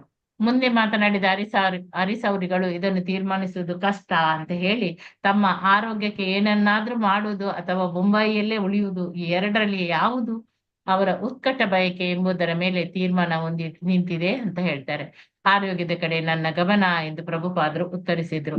ಕೂಡಲೇ ಹರಿಸೌರಿಗಳು ಹಾಗಾದ್ರೆ ಪ್ರಭುಪಾದರು ವೃಂದಾವನಕ್ಕೆ ಹೋಗುವುದು ಉತ್ತಮ ಎಂದು ಹೇಳಿದ್ರು. ಆದ್ರೆ ಆರಂಭ ಉತ್ಸವದವರೆಗೂ ಆದ್ರೂ ಶೀಲ ಪ್ರಭುಪಾದರು ಬೊಂಬಾಯಿಯಲ್ಲಿ ಇರುವುದು ಒಳ್ಳೆಯದು ಅಂತ ಹೇಳಿ ಗೋಪಾಲಕೃಷ್ಣ ಅಭಿಪ್ರಾಯಪಟ್ರು.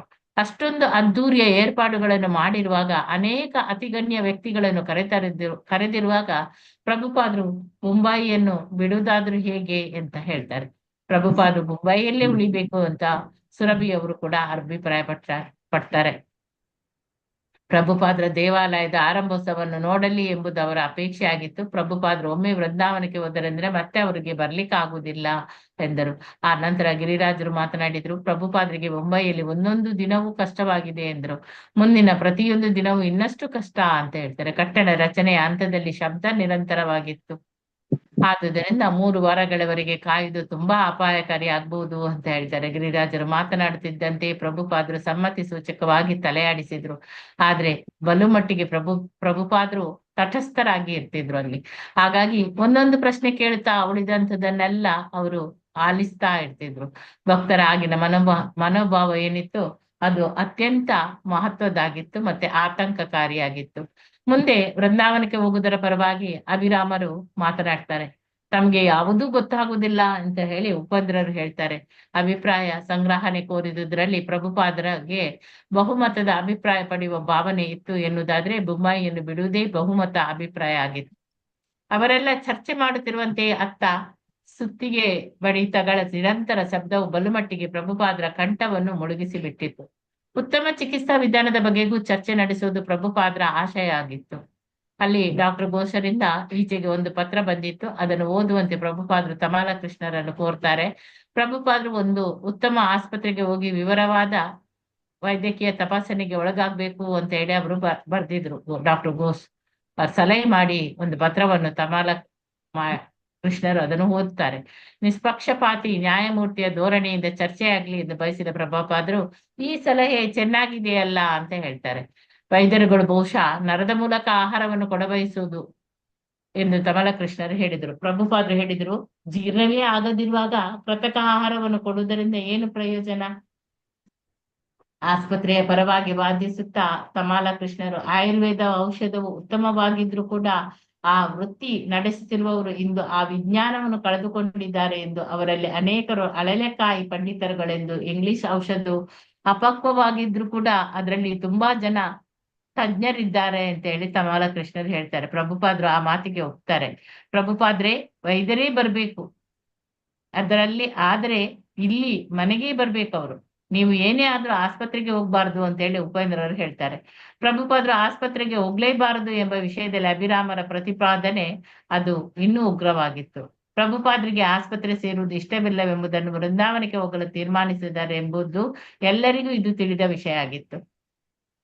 ಅವರು ತುಂಬಾ ಕೃಪೆ ಇಟ್ಟು ತಮ್ಮೆಲ್ಲರ ಸಲಹೆ ಕೇಳಿ ತೀರ್ಮಾನಿಸುವ ಅವಕಾಶವನ್ನು ಕೊಡಬಯಸಿದ್ರು. ಕೊನೆಗೆ ತೋರಿಕೆಗಾದ್ರೂ ಅವರು ಭಕ್ತರ ತೀರ್ಮಾನಕ್ಕೆ ತಮ್ಮನ್ನು ಒಪ್ಪಿಸಿಕೊಂಡಿದ್ರು.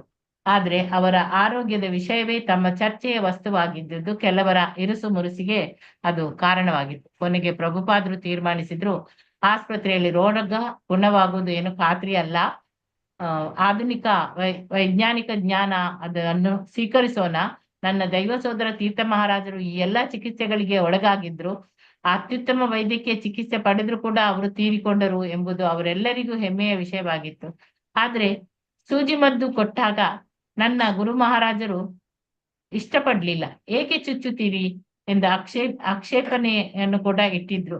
ಆಸ್ಪತ್ರೆಗೆ ಹೋಗುವುದು ಎಂದರೆ ಆ ಬೌದ್ಧ ವಿಜ್ಞಾನಿಗಳ ಕೃಪೆಗೆ ಒಳಗಾಗುವುದು ಎಂದರ್ಥ. ಈ ವೈದ್ಯರು ತಮಗಿಷ್ಟ ಬಂದದನ್ನೆಲ್ಲ ಮಾಡ್ತಾರೆ, ಅವರು ಖಾತ್ರಿ ಕೊಡ್ಲಿಕ್ಕೆ ಆಗುದಿಲ್ಲ. ನಾವು ಖಾತ್ರಿ ಎಂದು ನಂಬುವಂಥದ್ದು ಕೂಡ ಇಲ್ಲ. ಏನಾದ್ರೂ ಆಗ್ಲಿ ಅದನ್ನು ಕೃಷ್ಣ ನಿಶ್ಚಯ ಮಾಡ್ಲಿ. ವೃಂದಾವನಕ್ಕೆ ಹೋಗುವ ವಿಚಾರದಲ್ಲಿ ನನ್ನ ಆಕ್ಷೇಪವೇನು ಇಲ್ಲ. ಆಸ್ಪತ್ರೆಗೆ ಹೋಗುವುದು ಒಂದು ಸೌಲಭ್ಯ ತಂತ್ರ. ಈಗಂತೂ ನಾನು ದ್ವಂದ್ವದಲ್ಲಿ ಇದ್ದೇನೆ.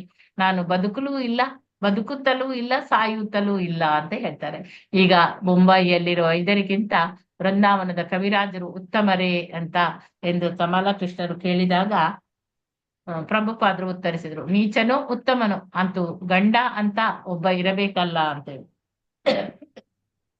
ಆಗ ತಮಾಲ ಕೃಷ್ಣರು ಒಂದು ಹೊಸ ವಾದವನ್ನು ಮುಂದಿಟ್ರು. ಆರಂಭ ಉತ್ಸಾಹಕ್ಕಾಗಿ ಕಾಯುತ್ತಾ ಮುಂಬೈಯಲ್ಲಿಯೇ ಉಳಿದಿರುವ ತನಕ ಬದುಕಲು ಒಂದು ಕಾರಣವಾದ್ರೂ ಇರ್ತದೆ. ಆದ್ರೆ ಪ್ರಭುಪಾದರು ವೃಂದಾವನಕ್ಕೆ ಹಿಂದಿರುಗಿದ್ರೆ ಸಾಯುವುದಕ್ಕೆಂತ ಹೋಗುತ್ತಿದ್ದಾರೆ ಎಂದಾಗ್ತದೆ. ಈ ಆಧಾರದಿಂದ ಬದುಕಲು ಒಂದು ಪ್ರಚೋದನೆಯನ್ನು ಒದಗಿಸಿಕೊಡುವ ಮುಂಬೈಯಲ್ಲಿಯೇ ಪ್ರಭುಪಾದರು ಉಳಿಯುವುದು ಶ್ರೇಯಸ್ಕರ ಅಂತ ಹೇಳಿ. ಈ ಮಾತಿಗೆ ಶೀಲ ಪ್ರಭುಪಾದರು ನಗ್ತಾರೆ. ಇದು ತುಂಬಾ ಭಾವನಾತ್ಮಕ ಅಂತ ಹೇಳ್ತಾರೆ. ಪ್ರಭುಪಾದರು ಹೋಗುವ ವಿಚಾರವನ್ನು ಗಟ್ಟಿ ಮಾಡಿದುದರಿಂದ ಭಕ್ತರಿಗೆ ಬೇರೆ ಗತ್ಯಾಂತರವೇ ಇರಲಿಲ್ಲ. ಭಕ್ತರು ಅವರನ್ನು ತಡೆಯುವ ಪ್ರಶ್ನೆಯೇ ಇಲ್ಲ. ಕೃಷ್ಣ ಬೇಕಾದ್ರೆ ತಡೆಯಬಹುದಾಗಿತ್ತು. ಇನ್ನು ಕೆಲವು ಆಯ್ಕೆಗಳು ತುಂಬಾ ಗಾಬರಿ ಹುಟ್ಟಿಸುವಂತದ್ದು ಆಗಿತ್ತು. ಬಹುಮತದ ಆಯ್ಕೆ ಅಂತೂ ಖಂಡಿತ ಅಂತಹದೇ ಆಗಿತ್ತು. ಈಗ ಕೆಲವರು ಭಕ್ತರು ಪ್ರಭುಪಾದರ ಅಂತಿಮ ತೀರ್ಮಾನವನ್ನೇ ಕೇಳಿ ಬಿಡುಗಡೆ ಹೊಂದಿದವರಾಗಿ ಪೆಚ್ಚಾಗಿ ನಕ್ಕರು. ವೃಂದಾವನಕ್ಕೆ ಹೋಗೋಣ ಎಂದರು ಪ್ರಭುಪಾದರು. ಆಗಲಿ ಪ್ರಭುಪಾದ್ರೆ ಅಂತ ಹೇಳಿ ಸುರಭಿ ಹೇಳ್ತಾರೆ.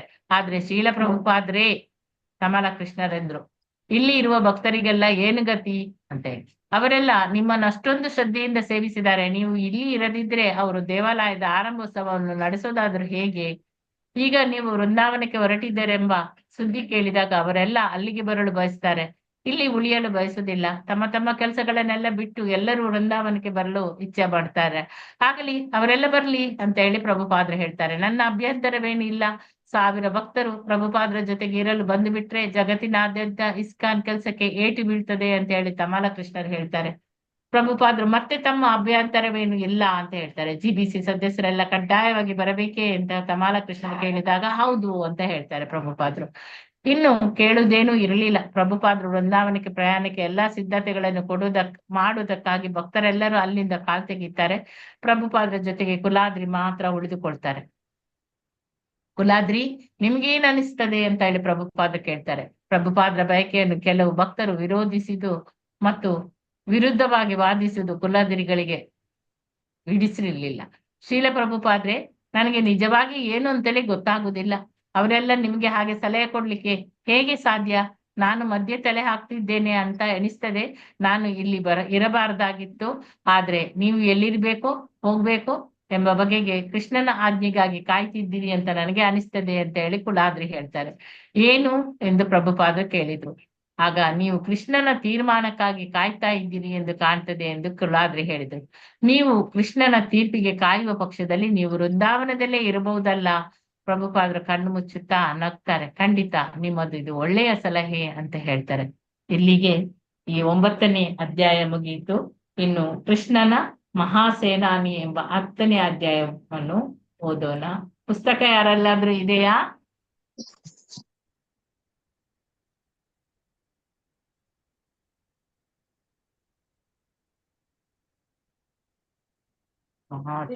ಆಯ್ತಾ ಮಾತಾಜಿ ಪೀಠ? ಹಾ, ಇದಾಯ್ತು.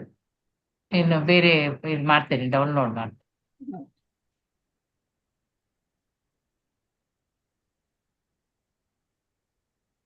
ಪುಸ್ತಕ ಇದ್ದವರು ಓದಿ ಅಷ್ಟು ತನಕ. ಯಾವತ್ತು ಐತೆ ಪುಸ್ತಕ?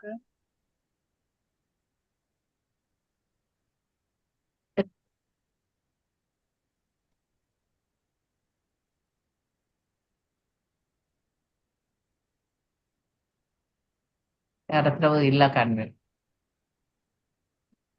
ಕೃಷ್ಣನ ಮಹಾಸೇನಾನಿ ಓದಿ. ಸ್ಕ್ರೀನ್ ಬಂತಲ್ಲ? ಹೌದು. ಲಕ್ಷ್ಮೀ PM ಮಾತಾಜಿ ಓದಿ. ಲಕ್ಷ್ಮೀ PM ಮಾತಾಜಿ ಓದ್ತೀನಿ ಮಾತಾಜಿ. ಹರೇ ಕೃಷ್ಣ.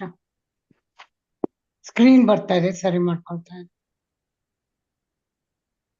ಕೃಷ್ಣನ ಮಹಾಸೇನಾನಿ, ಅದೇ ಅಲ್ವಾ ಮಾತಾಜಿ? ಹೌದು. ಪ್ರಭುಪಾದರು ಮುಂಬೈಯಿಂದ ಮಥುರೆಗೆ ರೈಲಿನಲ್ಲಿ ಸ್ಕ್ರೀನ್ ಹೋಯ್ತು ಮತ್ತೆ ಬಂತು. ಪ್ರಭುಪಾದರು ಮುಂಬೈಯಿಂದ ಮಥುರೆಗೆ ರೈಲಿನಲ್ಲಿ ಪ್ರಯಾಣ ಮಾಡಿದರು. ಬ್ರಹ್ಮಾನಂದರು ಅವರನ್ನು ರೈಲಿನಿಂದ ಸಿದ್ಧವಾಗಿದ್ದ ಕಾರಿನವರೆಗೆ ಎತ್ತಿಕೊಂಡು ಬಂದರು. 15 ನಿಮಿಷಗಳಲ್ಲಿ ಪ್ರಭುಪಾದರು ಮತ್ತೆ ವೃಂದಾವನದಲ್ಲಿದ್ದರು. ಪ್ರವಾಸದಲ್ಲಿದ್ದ 1 ತಿಂಗಳಲ್ಲಿ ಪ್ರಭುಪಾದರ ದೇಹ ಸ್ಥಿತಿ ಅಷ್ಟೊಂದು ಹದಗೆಟ್ಟಿದುದನ್ನು ಕಂಡು ಕೃಷ್ಣ ಬಲರಾಮ ಮಂದಿರದಲ್ಲಿದ್ದ ಭಕ್ತರಿಗೆ ತುಂಬಾ ಕಳವಳವಾಯಿತು. ಅವರ ಕೋಣೆ ಯಥಾಸ್ಥಿತಿಯಲ್ಲಿಯೇ ಇದ್ದಿತು. ಜೊತೆಗೆ ಒಂದು ದೊಡ್ಡ ಜೋಡಿ ಹಾಸಿಗೆಯನ್ನು ಸೇರಿಸಲಾಗಿತ್ತು ಅಷ್ಟೇ. ಸ್ವಲ್ಪ ಮೇಲೆ ಮಾಡ್ತೀರಾ ಮತ್ತೆ?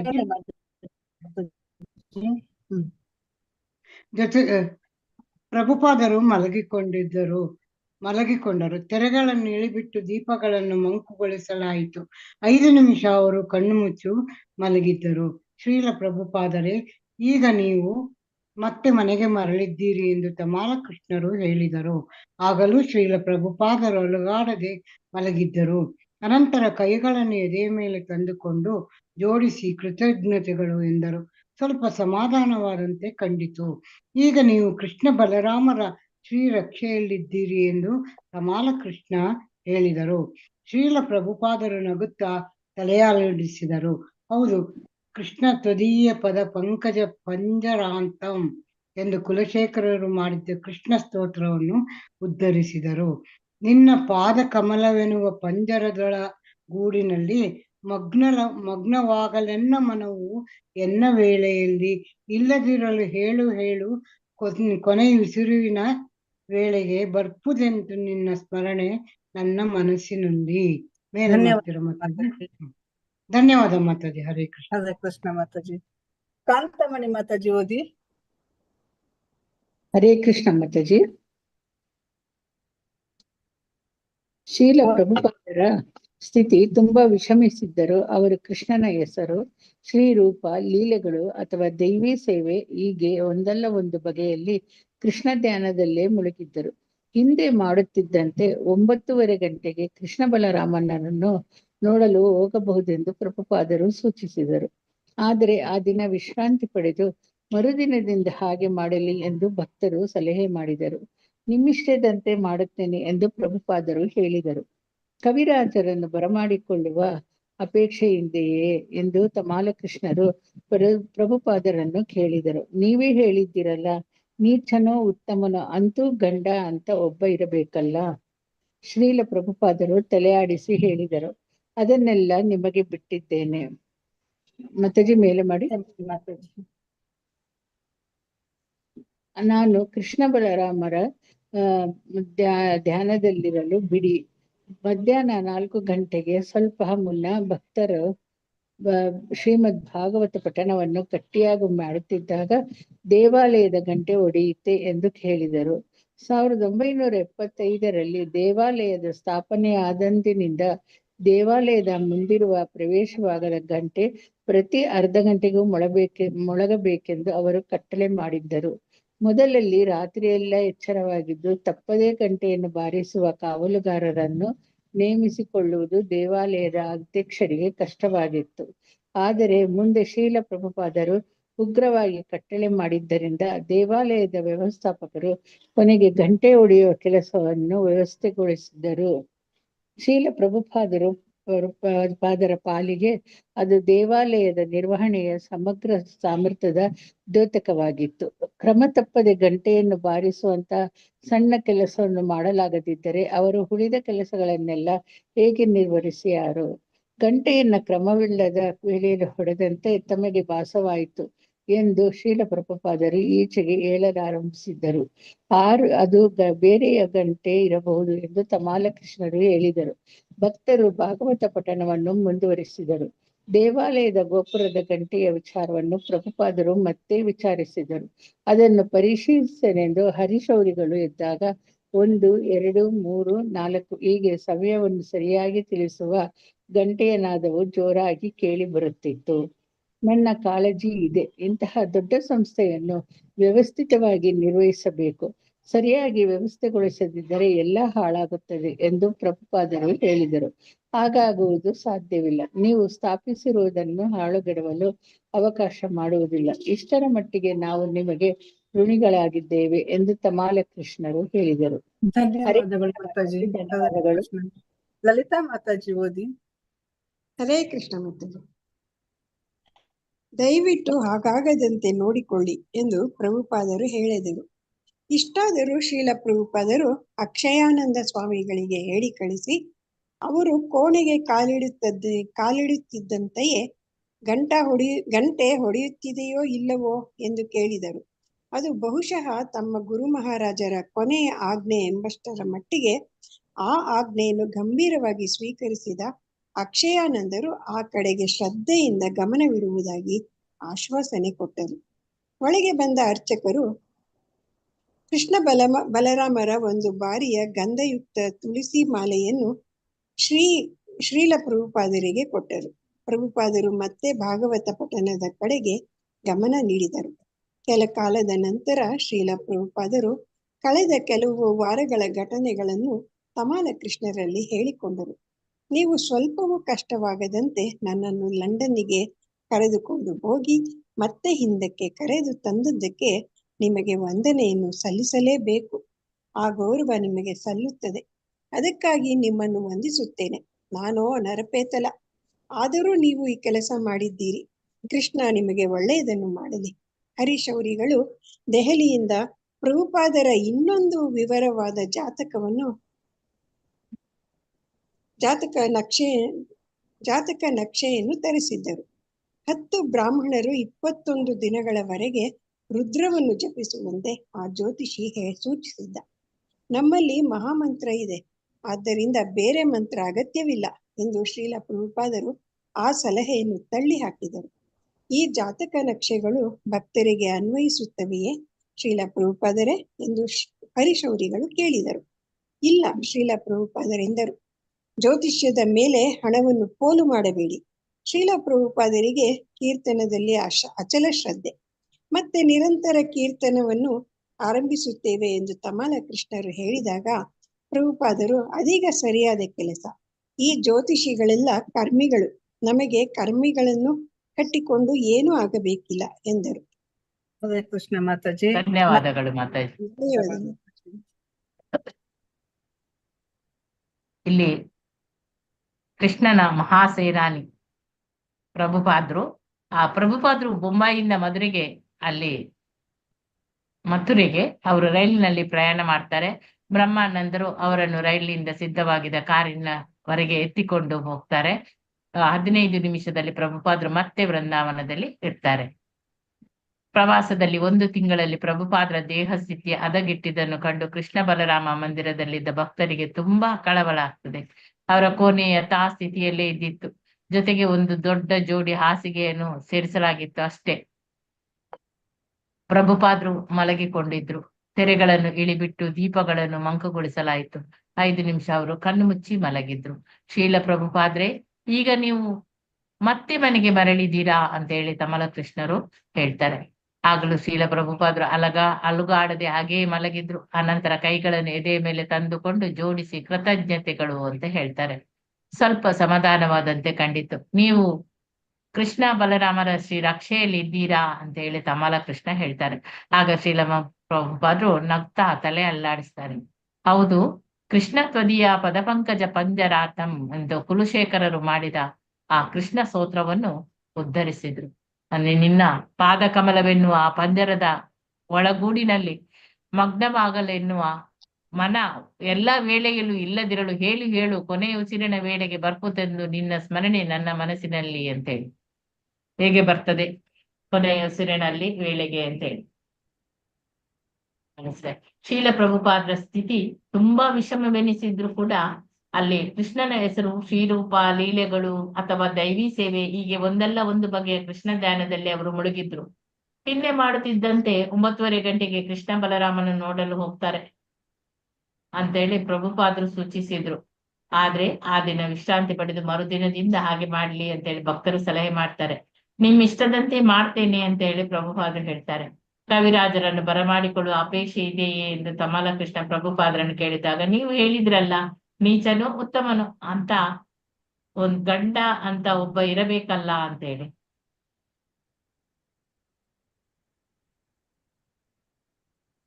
ಶ್ರೀಲ ಪ್ರಭುಪಾದರು ಅದಕ್ಕೆ ತಲೆಯಾಡಿಸಿ ಹೇಳಿದ್ರು, ಅದನ್ನೆಲ್ಲ ನಿಮ್ಗೆ ಬಿಟ್ಟಿದ್ದೇನೆ, ನಾನು ಕೃಷ್ಣ ಬಲರಾಮರ ಧ್ಯಾನದಲ್ಲಿ ಇರಲು ಬಿಡಿ ನನ್ಗೆ ಅಂತ ಹೇಳ್ತಾರೆ.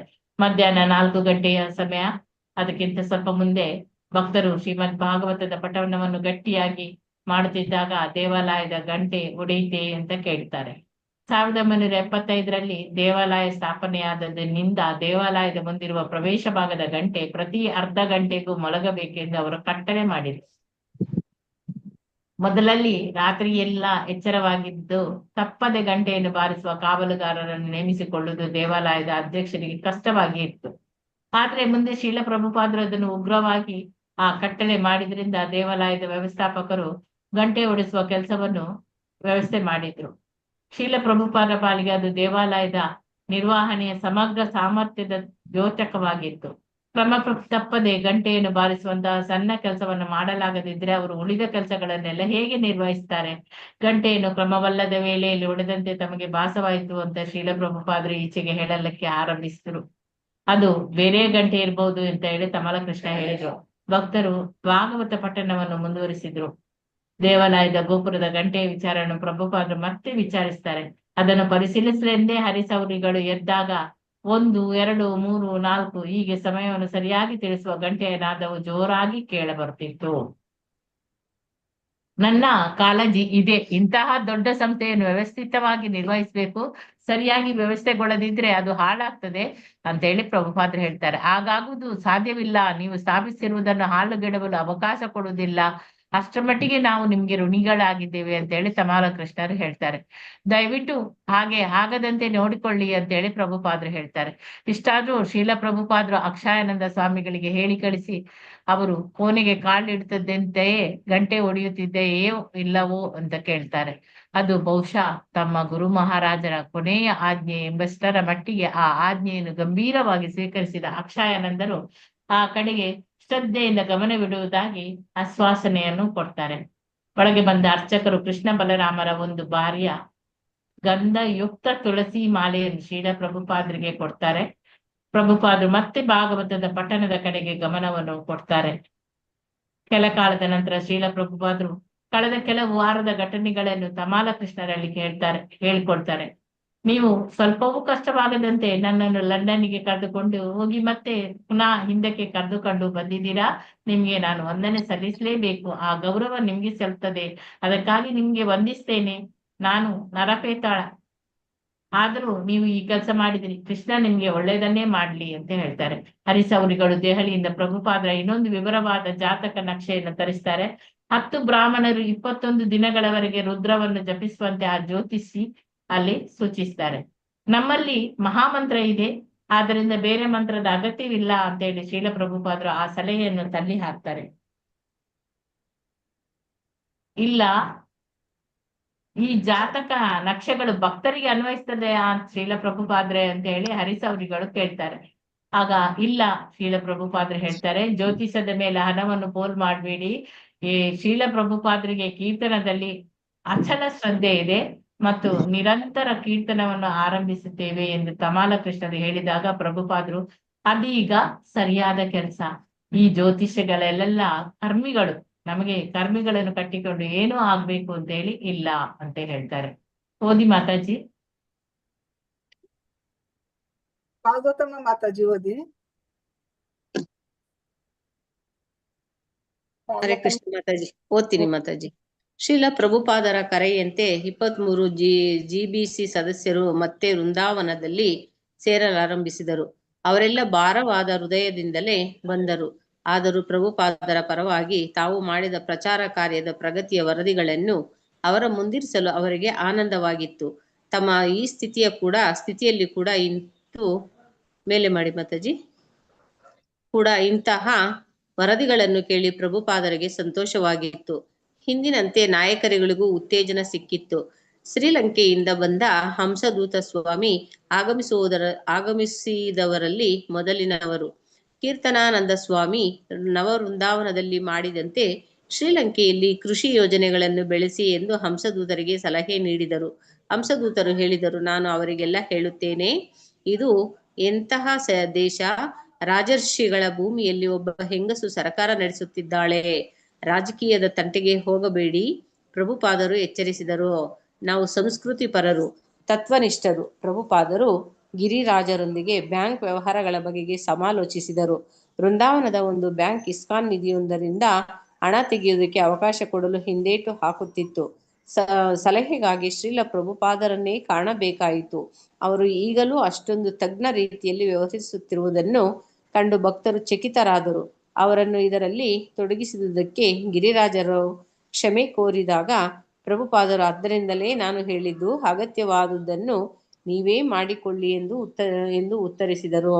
ವಾಸ್ತವವಾಗಿ ತಮಗೆ ಕೀರ್ತನ ಮಾಡಲೆಂಬ ಉದ್ದೇಶದಿಂದಲೇ ಶ್ರೀಲ ಪ್ರಭುಪಾದರು GBC ಬಂದಿಯನ್ನು ಕರೆಸಿದ್ದರು. ಈಗ ಅವರಿಗೆ ವೈದ್ಯರು ಬೇಕಾಗಿರಲಿಲ್ಲ. ಎಂದಿಗಿಂತ ಹೆಚ್ಚಾಗಿ ಪವಿತ್ರ ನಾಮಸ್ಮರಣೆಯ ಔಷಧ ಬೇಕಾಗಿತ್ತು. ಅವರ ಮಿತ್ರರಾದ ಡಾಕ್ಟರ್ ಘೋಷ್ ವೃಂದಾವನದಲ್ಲಿ ಒಂದು ಚಿಕಿತ್ಸಾಲಯವನ್ನು ಆರಂಭಿಸಲು ಬರುತ್ತಿದ್ದಾರೆ. ಬಂದಾಗ ಚಿಕಿತ್ಸೆಯನ್ನೂ ನೀಡುತ್ತಾರೆ ಎಂದು ಶ್ರೀಲ ಪ್ರಭುಪಾದರಿಗೆ ತಿಳಿದು ಬಂದಾಗ ಅವರು ತಿರಸ್ಕರಿಸಿದರು. ಈ ವೈದ್ಯರು ನನ್ನನ್ನು ಉಳಿಸಲು ಏನಾದರೂ ಔಷಧ ಕೊಟ್ಟು ಪ್ರಯತ್ನಿಸುತ್ತಾರೆ. ನನಗೆ ಉಳಿಯುವುದು ಬೇಕಾಗಿಲ್ಲ. ಡಾಕ್ಟರ್ ಘೋಷ್ ತಮ್ಮ ಚಿಕಿತ್ಸಾಲಯ ಬೆಳೆಸಲು ಬೇಕಾದರೆ ಬರಲಿ, ನನ್ನ ಚಿಕಿತ್ಸೆಗೆ ಬರುವುದು ಬೇಡ ಎಂದು ಹೇಳಿದರು. ಕೊನೆಯ ಪಕ್ಷ ಕೆಲವು ಸ್ಥಳೀಯ ವೈದ್ಯರನ್ನಾದರೂ ಕರೆಸೋಣವೇ ಎಂದು ತಮಾಲ ಕೃಷ್ಣರು ಕೇಳಿದರು. ಬೇಡ, ನಿಮ್ಮ ಕೀರ್ತನೆಯ ಸಲಹೆಯನ್ನು ಮಾತ್ರ ಒಪ್ಪಿದ್ದೇನೆ ಎಂದು ಶ್ರೀಲ ಪ್ರಭುಪಾದರು ಹೇಳಿದರು. ಕೀರ್ತನ ನಡೆಸುವುದರ ಮೂಲಕ ಕೃಷ್ಣನ ಸಹಾಯವನ್ನು ಕೋರಿದಂತಾಗುತ್ತದೆಂಬ ಕಾರಣದಿಂದ ತಮಾಲ ಕೃಷ್ಣರು ಒಪ್ಪಿಕೊಂಡರು.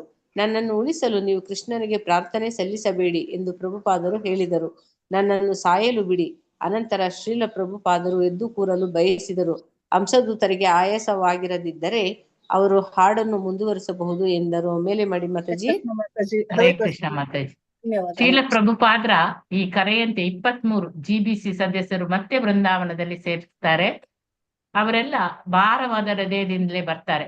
ಆದ್ರೂ ಪ್ರಭುಪಾದ್ರ ಪರವಾಗಿ ತಾವು ಮಾಡಿದ ಈ ಪ್ರಚಾರ ಕಾರ್ಯದ ಪ್ರಗತಿಯ ವರದಿಗಳನ್ನು ಅವರ ಮುಂದೆ ಇಡ್ಲಿಕ್ಕೆ ಅವರಿಗೆ ಆನಂದವಾಯಿತು. ಮತ್ತೆ ಆ ಸ್ಥಿತಿಯಲ್ಲಿ ಕೂಡ ಇಂತಹ ವರದಿಗಳನ್ನು ಕೇಳಿ ಪ್ರಭುಪಾದರಿಗೆ ಸಂತೋಷವಾಗಿತ್ತು. ಇಂದಿನಂತೆ ನಾಯಕರುಗಳಿಗೂ ಕೂಡ ಉತ್ತೇಜನ ಸಿಗ್ತದೆ. ಶ್ರೀಲಂಕೆಯಿಂದ ಬಂದ ಹಂಸದೂತ ಸ್ವಾಮಿ ಆಗಮಿಸಿದವರಲ್ಲಿ ಮೊದಲಿನವರು ಕೀರ್ತನಾನಂದ ಸ್ವಾಮಿ ಅವರು ಅವರ ಬೃಂದಾವನದಲ್ಲಿ ಮಾಡಿದಂತೆ ಶ್ರೀಲಂಕೆಯಲ್ಲಿ ಕೃಷಿ ಯೋಜನೆಗಳನ್ನು ಬೆಳೆಸಿ ಎಂದು ಹಂಸದೂತರಿಗೆ ಅವರು ಸಲಹೆ ನೀಡ್ತಾರೆ. ಹಂಸದೂತರು ಹೇಳಿದ್ರು, ನಾನು ಅವರಿಗೆಲ್ಲ ಹೇಳ್ತೇನೆ, ಇದು ಎಂತಹ ದೇಶ, ರಾಜಶ್ರೀಗಳ ಭೂಮಿಯಲ್ಲಿ ಒಬ್ಬ ಹೆಂಗಸು ಸರ್ಕಾರ ನಡೆಸ್ತಿದ್ದಾಳೆ ಅಲ್ಲ ಅಂತೇಳಿ. ಅದಕ್ಕೆ ರಾಜಕೀಯದ ತಂಟೆಗೆ ಹೋಗ್ಬೇಡಿ ಅಂತೇಳಿ ಪ್ರಭುಪಾದರು ಎಚ್ಚರ ವಹಿಸ್ತಾರೆ. ನಾವು ಸಂಸ್ಕೃತಿ ಪರರು, ತತ್ವನಿಷ್ಠರು ಅಂತೇಳಿ. ಪ್ರಭುಪಾದರು ಗಿರಿರಾಜರೊಂದಿಗೆ ಬ್ಯಾಂಕ್ ವ್ಯವಹಾರಗಳ ಬಗ್ಗೆ ಸಮಾಲೋಚನೆ ಮಾಡ್ತಾರೆ.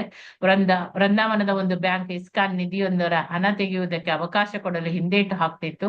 ಸಲಹೆಗಾಗಿ ಶ್ರೀಲ ಪ್ರಭುಪಾದರನ್ನೇ ಕಾಣ್ಬೇಕಾಗಿತ್ತು. ಅವರು ಸಮಸ್ಯೆಯನ್ನು ಪರಿಹರಿಸುವಾಗ ಕಾರ್ಯೋಪಯೋಗಿ ಸಲಹೆಯನ್ನು ನೀಡಿದ್ರು. ಆದ್ರೆ ಮುಂದೆ ಇಂತಹ ಸಲಹೆಗಳನ್ನು ಮತ್ತೆ ನನ್ನ ಬಳಿ ತರಬೇಡಿ ಅಂತ ಹೇಳ್ತಾರೆ. ಶ್ರೀಲ ಪ್ರಭುಪಾದರು ಈಗಲೂ ಅಷ್ಟೊಂದು ತಜ್ಞ ರೀತಿಯಲ್ಲಿ ವ್ಯವಹರಿಸುತ್ತಿರುವುದನ್ನು ಕಂಡು ಭಕ್ತರು ಚಕಿತರಾಗ್ತಾರೆ. ಅವರನ್ನು ಇದರಲ್ಲಿ ತೊಡಗಿಸಿದ್ದಕ್ಕಾಗಿ ಗಿರಿರಾಜರು ಕ್ಷಮೆ ಕೋರಿದಾಗ ಪ್ರಭುಪಾದರು ಅದರಿಂದಲೇ ನಾನು ಹೇಳಿದ್ದು, ಅಗತ್ಯವಾದದ್ದನ್ನು ಮಾತ್ರ ನೀವು ಮಾಡಿಕೊಳ್ಳಿ ಅಂತ ಉತ್ತರಿಸ್ತಾರೆ. ವಾಸ್ತವವಾಗಿ ತಮಗಾಗಿ ಕೀರ್ತನೆ ಮಾಡಲೆಂಬ ಉದ್ದೇಶದಿಂದಲೇ ಶ್ರೀಲ ಪ್ರಭುಪಾದರು GPCಯ ಮಂದಿಯನ್ನು ಕರೆಸಿದ್ರು. ಈಗ ಅವರಿಗೆ ವೈದ್ಯರು ಬೇಕಾಗಿರ್ಲಿಲ್ಲ. ಎಂದಿಗಿಂತ ಹೆಚ್ಚಾಗಿ ಪವಿತ್ರ ನಾಮಸ್ಮರಣೀಯ ಔಷಧ ಅವರಿಗೆ ಬೇಕಾಗಿತ್ತು. ಅವರ ಮಿತ್ರರಾದ ಡಾಕ್ಟರ್ ಘೋಷ್ ವೃಂದಾವನದಲ್ಲಿ ಒಂದು ಚಿಕಿತ್ಸಾಲಯವನ್ನು ಆರಂಭಿಸಲು ಬರ್ತಿದ್ದಾರೆ, ಬಂದಾಗ ಚಿಕಿತ್ಸೆಯನ್ನು ನೀಡ್ತಾರೆ ಅಂತ ಹೇಳಿ ಶ್ರೀಲ ಪ್ರಭುಪಾದರಿಗೆ ತಿಳಿದು ಬಂದಾಗ ಅವರು ತಿರಸ್ಕಾರ ಮಾಡ್ತಾರೆ. ವೈದ್ಯರು ನನ್ನನ್ನು ಉಳಿಸಲು ಏನಾದ್ರೂ ಔಷಧ ಕೊಟ್ಟು ಪ್ರಯತ್ನಿಸ್ತಾರೆ, ನನಗೆ ಉಳಿಯುವುದು ಬೇಕಾಗಿಲ್ಲ. ಡಾಕ್ಟರ್ ಘೋಷ್ ಅವರು ತಮ್ಮ ಚಿಕಿತ್ಸಾಲಯ ಅದನ್ನು ಬೆಳೆಸಲು ಬೇಕಾದ್ರೆ ಬರಲಿ, ನನ್ನ ಚಿಕಿತ್ಸೆಗೆ ಬರುವುದು ಬೇಡ ಎಂದು ಹೇಳ್ತಾರೆ. ಕೊನೆಯ ಪಕ್ಷ ಕೆಲವು ಸ್ಥಳೀಯ ವೈದ್ಯರನ್ನಾದ್ರೂ ಕರೆಸೋಣವೇ ಎಂದು ತಮಾಲ ಕೃಷ್ಣರು ಕೇಳಿದಾಗ, ಬೇಡ, ನಿಮ್ಮ ಕೀರ್ತನೆಯ ಸಲಹೆಯನ್ನು ಮಾತ್ರ ಒಪ್ಪಿದ್ದೇನೆ ಎಂದು ಶ್ರೀಲ ಪ್ರಭುಪಾದರು ಹೇಳ್ತಾರೆ.